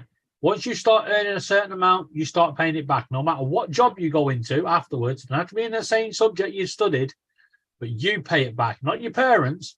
You know, why should your parents substitute your pay for your life choices?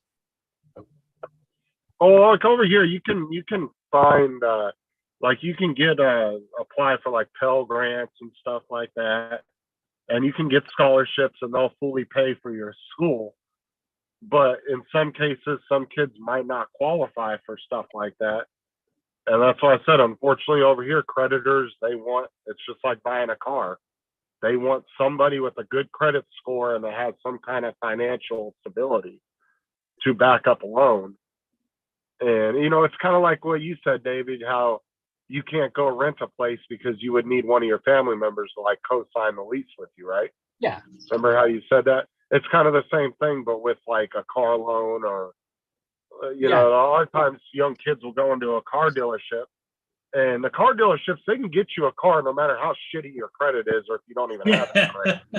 But sometimes they just require you have a co-signer saying that if you don't pay it, they will. So you've got to have a guarantor. So that's where a lot of times they get their parents to co-sign for them on, you know, vehicles. Yeah, but I'll point something out. That's a guarantor for, you know, a job or, you know, for housing or for a car or something. It's not your education. At the end of the day, your education is important. Yeah. So, yeah, but you got to think the same bank that's giving you the car loan is the same bank that's going to fund you going to college. well, I'll point something out comes to you from then. investment I'll banking. point something out to you, Justin. How many people in America don't make it because they are held back because they can't afford it because of the credit status of their parents? You know, we don't have that over here. Everybody gets the same chance. Yeah. Yeah, I mean, there are a lot of programs you guys have over there that we don't. But then you got to go back to the whole taxes thing. You guys pay way more taxes than we do. That money comes from somewhere. Like your guys' free, what you call your free health care. That money comes from somewhere. It's not just coming out of thin air. You guys pay higher in tax. Most European countries will pay anywhere between 30 to 40% in taxes. We only pay 7% in federal. Is it? How much do we pay in federal? Paul, is it like 7%? Paul's just walked away from the computer. Back in a minute. If we had free health care over here, half our paychecks would be going to the government. Shouldn't That's be what that I'm way. saying. But that's what I'm saying though, is you guys pay way higher taxes than we do. Like I don't pay hardly anything in taxes here because one, I don't pay state tax. Apparently, I only paid $2 to the federal government this year. Didn't know that. I actually owed him $1,200. Fucking bastards. No, so I think I screwed it somewhere up on my tax form when I filled it out to be one of the year. It said I only paid $2.40, but I did pay like $1,400 of Medicaid, and I think I paid $800 or $900 of Social Security. Exactly, Justin. So, right, we pay, as you say, it's around about 20%. I don't think it's as high as you thought, but say it is. Yeah. Well, I said some European countries, not It is. all of them. Yeah, it is high, but when you think about it, what we get back is a lot more. We have free healthcare. We don't have to have Medicaid. We don't have to worry about an ambulance coming and picking us up. You know, we don't have to worry about that either. Yeah, but no, because you have to go for your insurance, but you have to pay for that insurance. Yeah, but the ambulance will still come get you. Yeah, but what you're paying in extra taxes every year for that free health care, that's about what we pay out of our paychecks for our insurance. I bet you pay more. And the whole thing that I hear a lot of people from other countries say is, oh, if you have a baby over there and you don't have any insurance or any money, you have to pay that out of pocket. No, you don't. If you're poor and you have a baby, the federal government will pay for every bit of that baby's care all the way up till they're 18. From the time they're born, they'll pay for the birthing, they'll pay for your hospital stay, they'll pay for everything. It's called, that's what I said. People over here that are poor actually have really good insurance. Like I said, for some reason I got put on Medicare or Medicaid, and I have a job. I don't know how the fuck that happened because I never even filled out a thing for it. Remember I was telling you in my driveway the other day? Yeah. That they gave me free insurance from the government and I never even signed up for it. And I've had it for 3 years now. I don't know why the fuck I got it. But that's what I'm saying is like, we have a lot of good social programs over here. If you're broke, you can go apply for food stamps and they'll, if you have a family of 5 and you don't make any money, they'll give you $1,800 a month in food stamps. That's plenty to live off of. It's like food stamps is like free money from the government. They put on a card. You can go to any grocery store and buy whatever food you want. And you have the stigma of that. Yeah. Over here, we don't have that. Yeah. If you can't work for whatever reason, the government will pay you money. Yeah. And no one knows where you get that money from. You don't have that stigma of, oh, look, he's a benefit scrounger. It's just everybody's included. Yeah. But that money's there for everybody. Yeah. If Paul lost his job today, you claim it. Yeah, but over here it's based on how much your yearly income is. If you're somebody making $100,000 a year, there's no reason for you to be on food stamps. I mean, no, but now if you're making $100,000 a year and all of a sudden you lose your job and you're broke in a couple of months because you don't have no money coming in, then yeah, you can go file for food stamps. You can go file for cash assistance where they'll actually give you so much money. They actually have programs over here where they'll pay all your bills for you. Like my sister, when she was living in North Carolina, she was in Section 8 housing. Her rent was $10 a month for her 3-bedroom apartment. $10. That's all she had to pay out of her own pocket. The government paid the rest. We have that sort of system over here. But the point is, we're not stigmatized. The government will not put money on a bank on a food card or food stamp card where you go to the local supermarket and go looking around and then go, I want to pay with this. Yeah, we don't have that. We will still have the same, we will still pay the same way as somebody earning millions of pounds. But what I'm saying too is a lot of people have this misconception though that in the US, like if you're broke, you're just fucking screwed and that's it. There's nothing you can do. Think that. And that's I mean- not the case. Like if I go to the hospital and I run up a $14,000 bill and I just absolutely don't have the money to pay it, I don't have a job or anything, they have tons of programs where they'll file for assistance to the government, and the government just pays the hospital bill for you. Yeah, but Like if you that's what I'm saying. Like the point is, if you do have the money, yeah, you could be put into poverty by one accident that isn't not even your fault. Yeah, that can't happen over here. Physically can't no, happen. because no, that's not the case neither. Because insurance companies over here also have what they have: long-term disability and they have short-term disability. So if you get in a bad accident, they actually will pay you for the time you're off. Plus, you have workman's comp, which is another federal program. So if you get hurt at work, the companies have to pay so much into workman's comp every year to fund it. And when you get hurt, that's what pays for your medical expenses, for you being out of work. So you still get a paycheck. I mean, that's what I'm saying. It's not like a lot of people try to say it is over here. It's not that bad. I just want to say, Justin, yeah, no matter what happens over here, our belly does not growl like yours just did.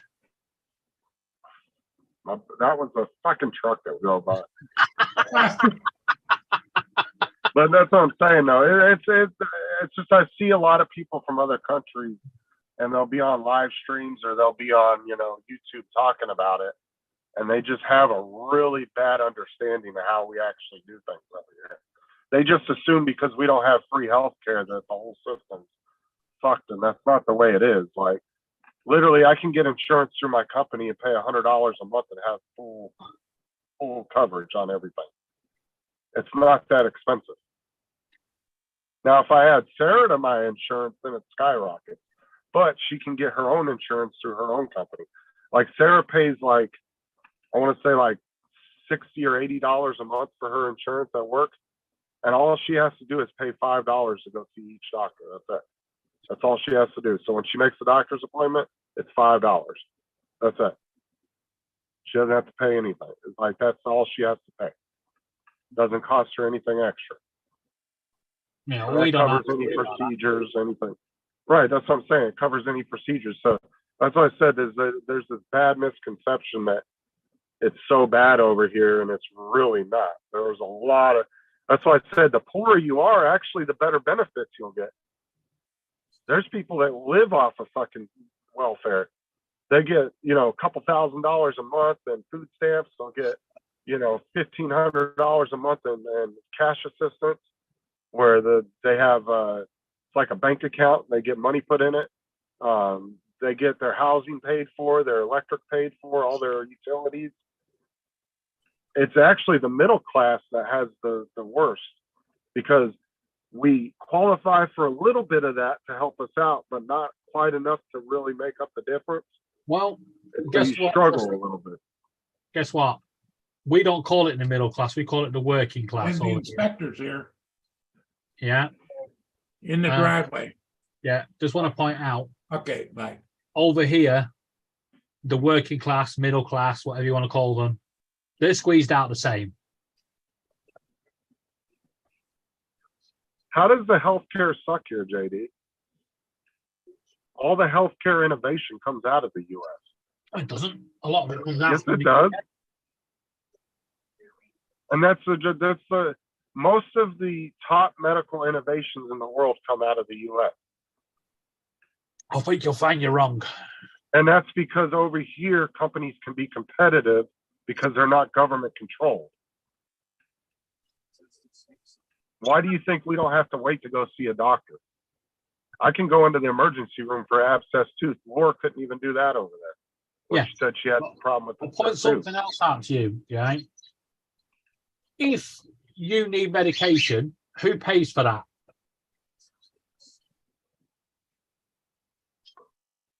Your insurance, yeah? But that's the whole point, JD, is if you take what they pay in taxes, I'm telling you, it's about the same. No. Justin, because you guys are paying double, and sometimes some European countries are paying triple what we pay in right, taxes Justin. because that Let me free point healthcare is not free. It comes from somewhere. Yeah, but Somebody Justin, has to pay point for something that. out to you. When the pandemic kicked off, yeah, our country was able to go into lockdown and hold it back for as much as it did pretty quickly. Apart from our government, making an absolute botch up of it, of going, you may not go out and do anything, and then going out and doing stuff, right? But we was able to do that pretty quickly. Right. The But cost, at the same time, when you tell me that you have to go get medical procedures, how many times have you told me that when I asked you, well, when can you go get that done? You'd be like, probably not for another year. If I needed to go get an MRI, I could have it done in a couple of days. If I If I needed to want- get a, no. If I want an MRI today, I'll just go down to the hospital and I have to give them a reason why I want an MRI. And if they agree with that, I'm off to have an MRI. but I'm saying we don't have to wait for any of that stuff. No, I don't It's have to wait. I can At go the and have most, you'll today. wait maybe a week or two. Yeah. But you I've heard a lot pay of, for like that. you asked Hodges up there in Canada with his free healthcare. He'll tell you the same thing. Sometimes you have to wait months and months just to Yes, go but get a simple scan has your done. insurance gone up with the pandemic? Not that I've noticed on my end, though. Because over here, that's all we're hearing. Yeah. The insurance companies in America are putting up their prices for health insurance because the pandemic, because, there's always a threat of another one now. But like I said, my insurance through my company isn't very expensive at all. Like 80 or 100 bucks a month. 80 or 100 It's bucks. nothing. And that gives me Justin, full health care. Listen to me. That gives me full health care. The only thing you don't get really is dental. That's extra. right, But Justin. you also get short-term, long-term disability, and I get a free $25,000 life insurance policy. Yeah, for that. Justin, let me ask you a question now. $80 per month. Yeah. The average person pays over here about 40, 50 pounds a month in tax. Yeah. And yet we get all these things thrown in. And dental care. Yeah, but there's other things you got to factor in. But you're paying more by not having a tax system. And the reason it's cheaper over here is because when you go for treatment, you're paying as an individual. Over here, because the government control it, because the government buy it, we can buy it at cheaper prices. We don't have to pay your top whack prices for medication because we buy it in bulk. Yeah, we cut out the middleman. Hey, Bill. What's up, Asshole. Bill? Uncle Bill.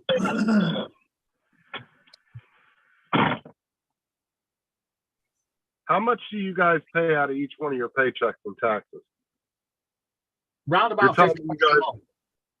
If that. So somebody making $2,000 a month would only pay like 50 bucks in taxes. is what Just let me you're saying. wait. Just let me check. All right. You said 2,000, yeah? Say you were making whatever your average monthly salary is. 2,000.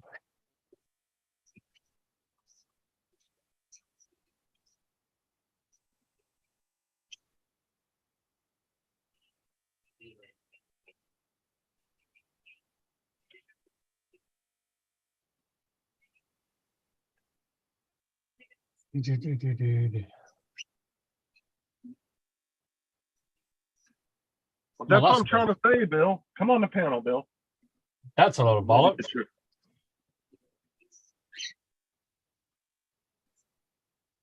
Because my whole point, Bill, was that their taxes are higher.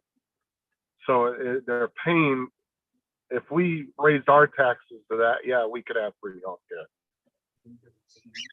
But there's other things you got to take into consideration too, is GDP size, population size, all that factors in.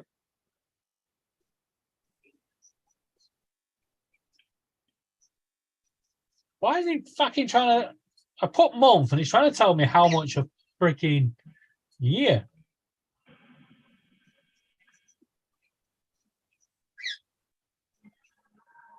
All right, let's do it a different way. I would say on average, I would say if I would have paid the federal taxes the correct way this year, In equals I 32,000. probably would have paid 2,500 in taxes throughout the whole year. Calculate. So it's that much per year.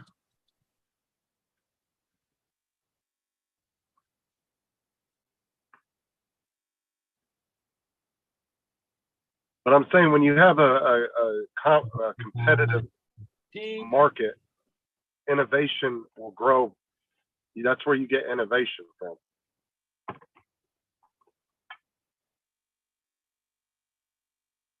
It's actually what we pay in taxes is £164 per month.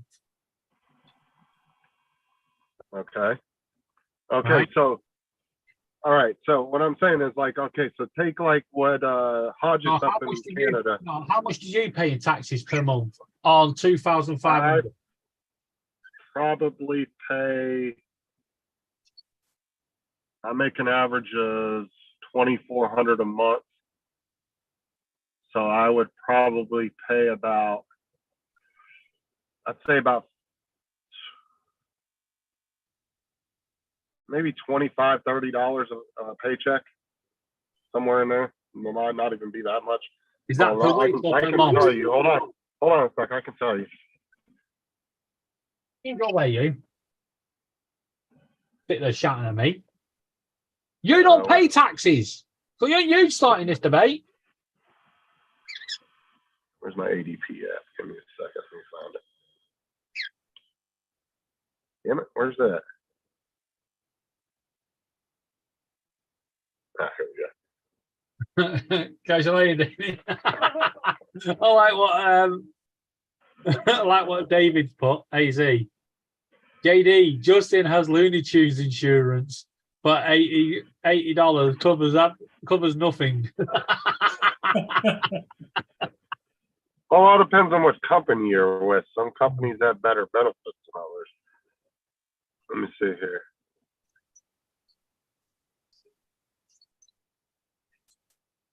So, Well, the tax system over here, David, is complicated. Because Yeah. you got, so I you paid got, pretty, you got about both 50 bucks to pay. Justin and his wife both work, so therefore it's combined income and, you know, But it was that taxing for Justin, he fell out. and then they get a discount for the kids they have off their taxes, Yeah. you know. So So the average person, Paul, if you was earning $2,500 per month, how much would that give you? How much tax would you pay on that per month? me, Yeah. Or an average person. zero. Yeah. I you can zero. make up to $3,600 a year and I pay no tax to anybody. But that's because I'm over 65.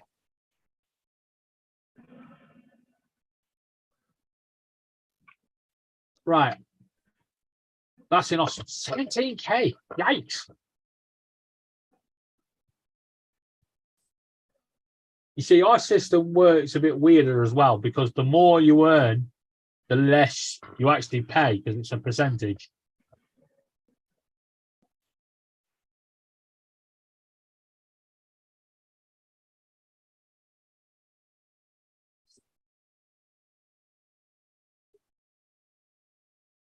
well, Gaffa said out of 75,000 a year, he pays on average 17,000. That's a lot. That's a lot. Right. Now I'm going to ask another question, Justin. Who pays for your garbage collection? Do you pay for that? You have to pay the council? That comes out of normally that comes out of your homeowner's tax. Your homeowners, what is it? Your property tax every year. All right. And how much is your property tax? I don't know. I don't pay that. The Well, landlords how much, pay. on pay average, that. what would you say an average property? I don't know because I've never owned a house in Florida. Ask Bill, he would know. Okay. But it's so- different. It's different in every county. Every Every state's a state. little bit different, David. It's like here in where I live, I have a summer tax that is high. I have a winter tax that is low. So in my summer tax runs about $1,700 a year. My winter tax is $200 a year. And so your tax, $1,500 a year. and Paul, your taxes would cover what? Trash, recycling, and sewer, right? Trash, recycling, sewer, water, yeah, all that stuff. Right. So already, yeah. So say the average person living in Paul's property, earning $2,500 a year a month, is already paying $2,500 1 month's rent pay in taxes. Gone. Right, but you get that back at the end of the year especially if you have kids. Yeah, but talk about the average person now. Then you've got to pay your taxes that you pay to the national government, yeah, which you're saying is $30 or whatever per month. Add that up over the year, you've lost maybe another half a month's wage. Then you add your insurance on, yeah, you've probably lost 3 months' wages, 4 months' wages, gone. Yeah, Just- but over here we don't. It's like where Paul lives. Yeah, he would pay state tax, but here we don't pay state tax. Who pays for your bin collection? Well, like I said, that comes out of your property tax, but you don't pay state taxes out of your Yeah, paycheck. when you like was other renting states. a property, Some Yeah. states do. okay, so when you was renting your property, who The paid landlord pays it. the landlord? Yeah, that's just included in whatever they consider, like whatever your monthly rent is. That's all factored into how they come to that amount. So The you know what I'm landlord saying? has Like, to divvy it up, but the landlord, his property tax pays for a lot of that. right, and like because we wanted to get an extra trash can when we were living in our old house, and I called up the trash company, and they told me, well, unfortunately, the homeowner would have to approve it because he's going to end up having to pay more in property taxes to have that extra trash can. So I was like, never mind. You know, I was just looking into it to see if we could get one. Yeah, never mind. I'll just put it in the neighbor's bin. Yeah, I'll take it down to the old lady down the street. See, we don't have any Yeah. of that. It's simpler over here, I think. See, like Bill would be better off telling you about all the property taxes here because I'm not Okay, sure yeah. because Yeah. not only is every state different, but every county, like your homeowner's tax, like Bill said, it's not really the state, it's local and county taxes. So every county and Yeah, wait. city, you know, every city and county, depending on whether you're in city limits or county area, it's all different.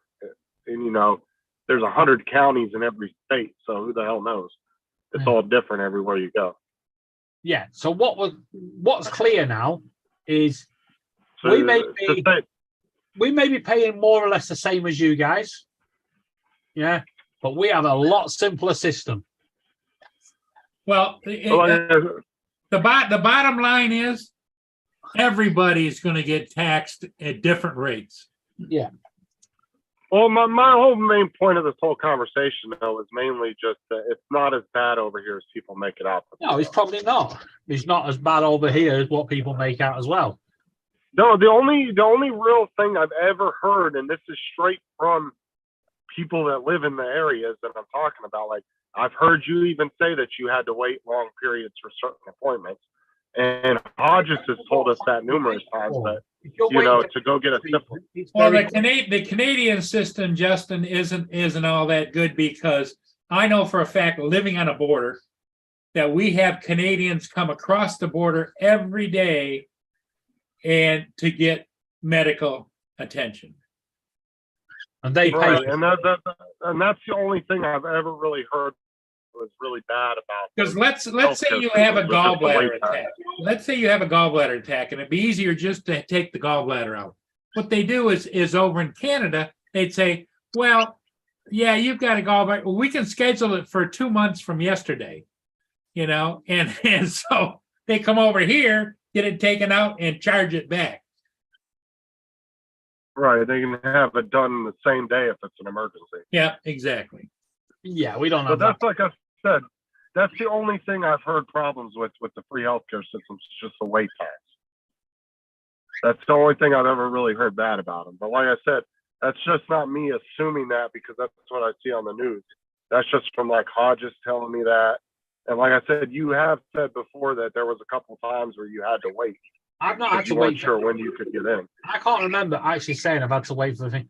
The only It was something a couple months ago you were talking about that when you thought you had something and you had to go get a test done, but it was going to be like a freaking year or something before they could get you in. You said something about that. I can't remember. Something that you needed to get done, but you weren't sure when you were going to be able to get in there because it was going to be a while. And you were worried about it. It was that when they said you had that autoimmune thing or whatever, and you needed to get the test done for it or something. Yeah. I'm almost positive I remember you saying that. Yeah. Like Uncle Bill's just said, nothing is free. Nothing is free. That's it. There's never a more wise statement from anybody. Nothing is free.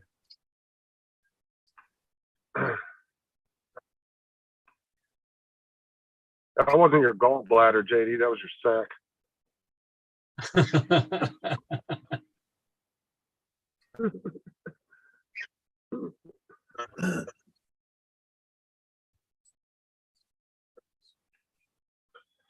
You know what I find interesting, JD, is I did some research on gallbladder. It's hereditary. Like if your parents have had gallbladders removed or whatever, chances are throughout your lifetime, you're going to have a gallbladder issue as well. So it's more of a hereditary type thing, you're saying? Yeah, well, you're more disposed, yes. Both my Well, parents had their of gallbladders out, and I had to have mine out. Well, it's like, if your family's really prone to heart disease, you can also Yeah. have that problem too. And you know what? The most interesting thing is if you have constipation, continual constipation issues, it's more related to another issue in your body because like a brain tumor or your brain. Do I? It's like if you have Give me one.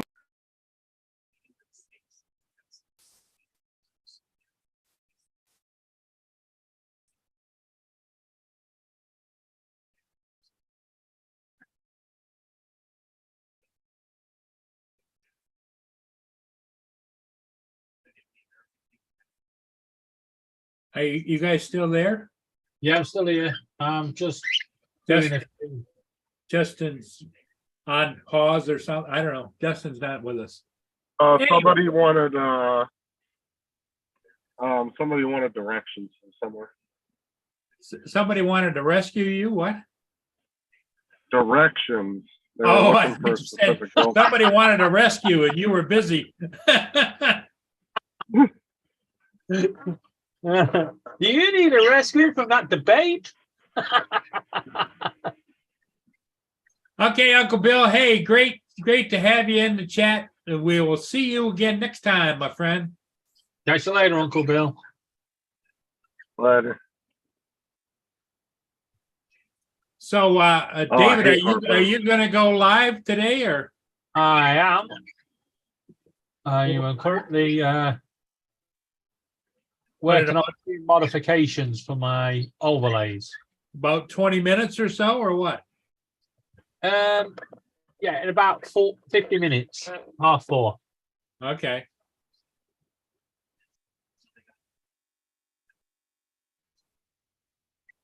Well, I think I'm going to call it for the morning. I got to get ready for that inspection to come, and we'll see all of you again later today. Yep. Bye, everybody. See you, Justin. Take care, buddy. All right, later. Catch you later.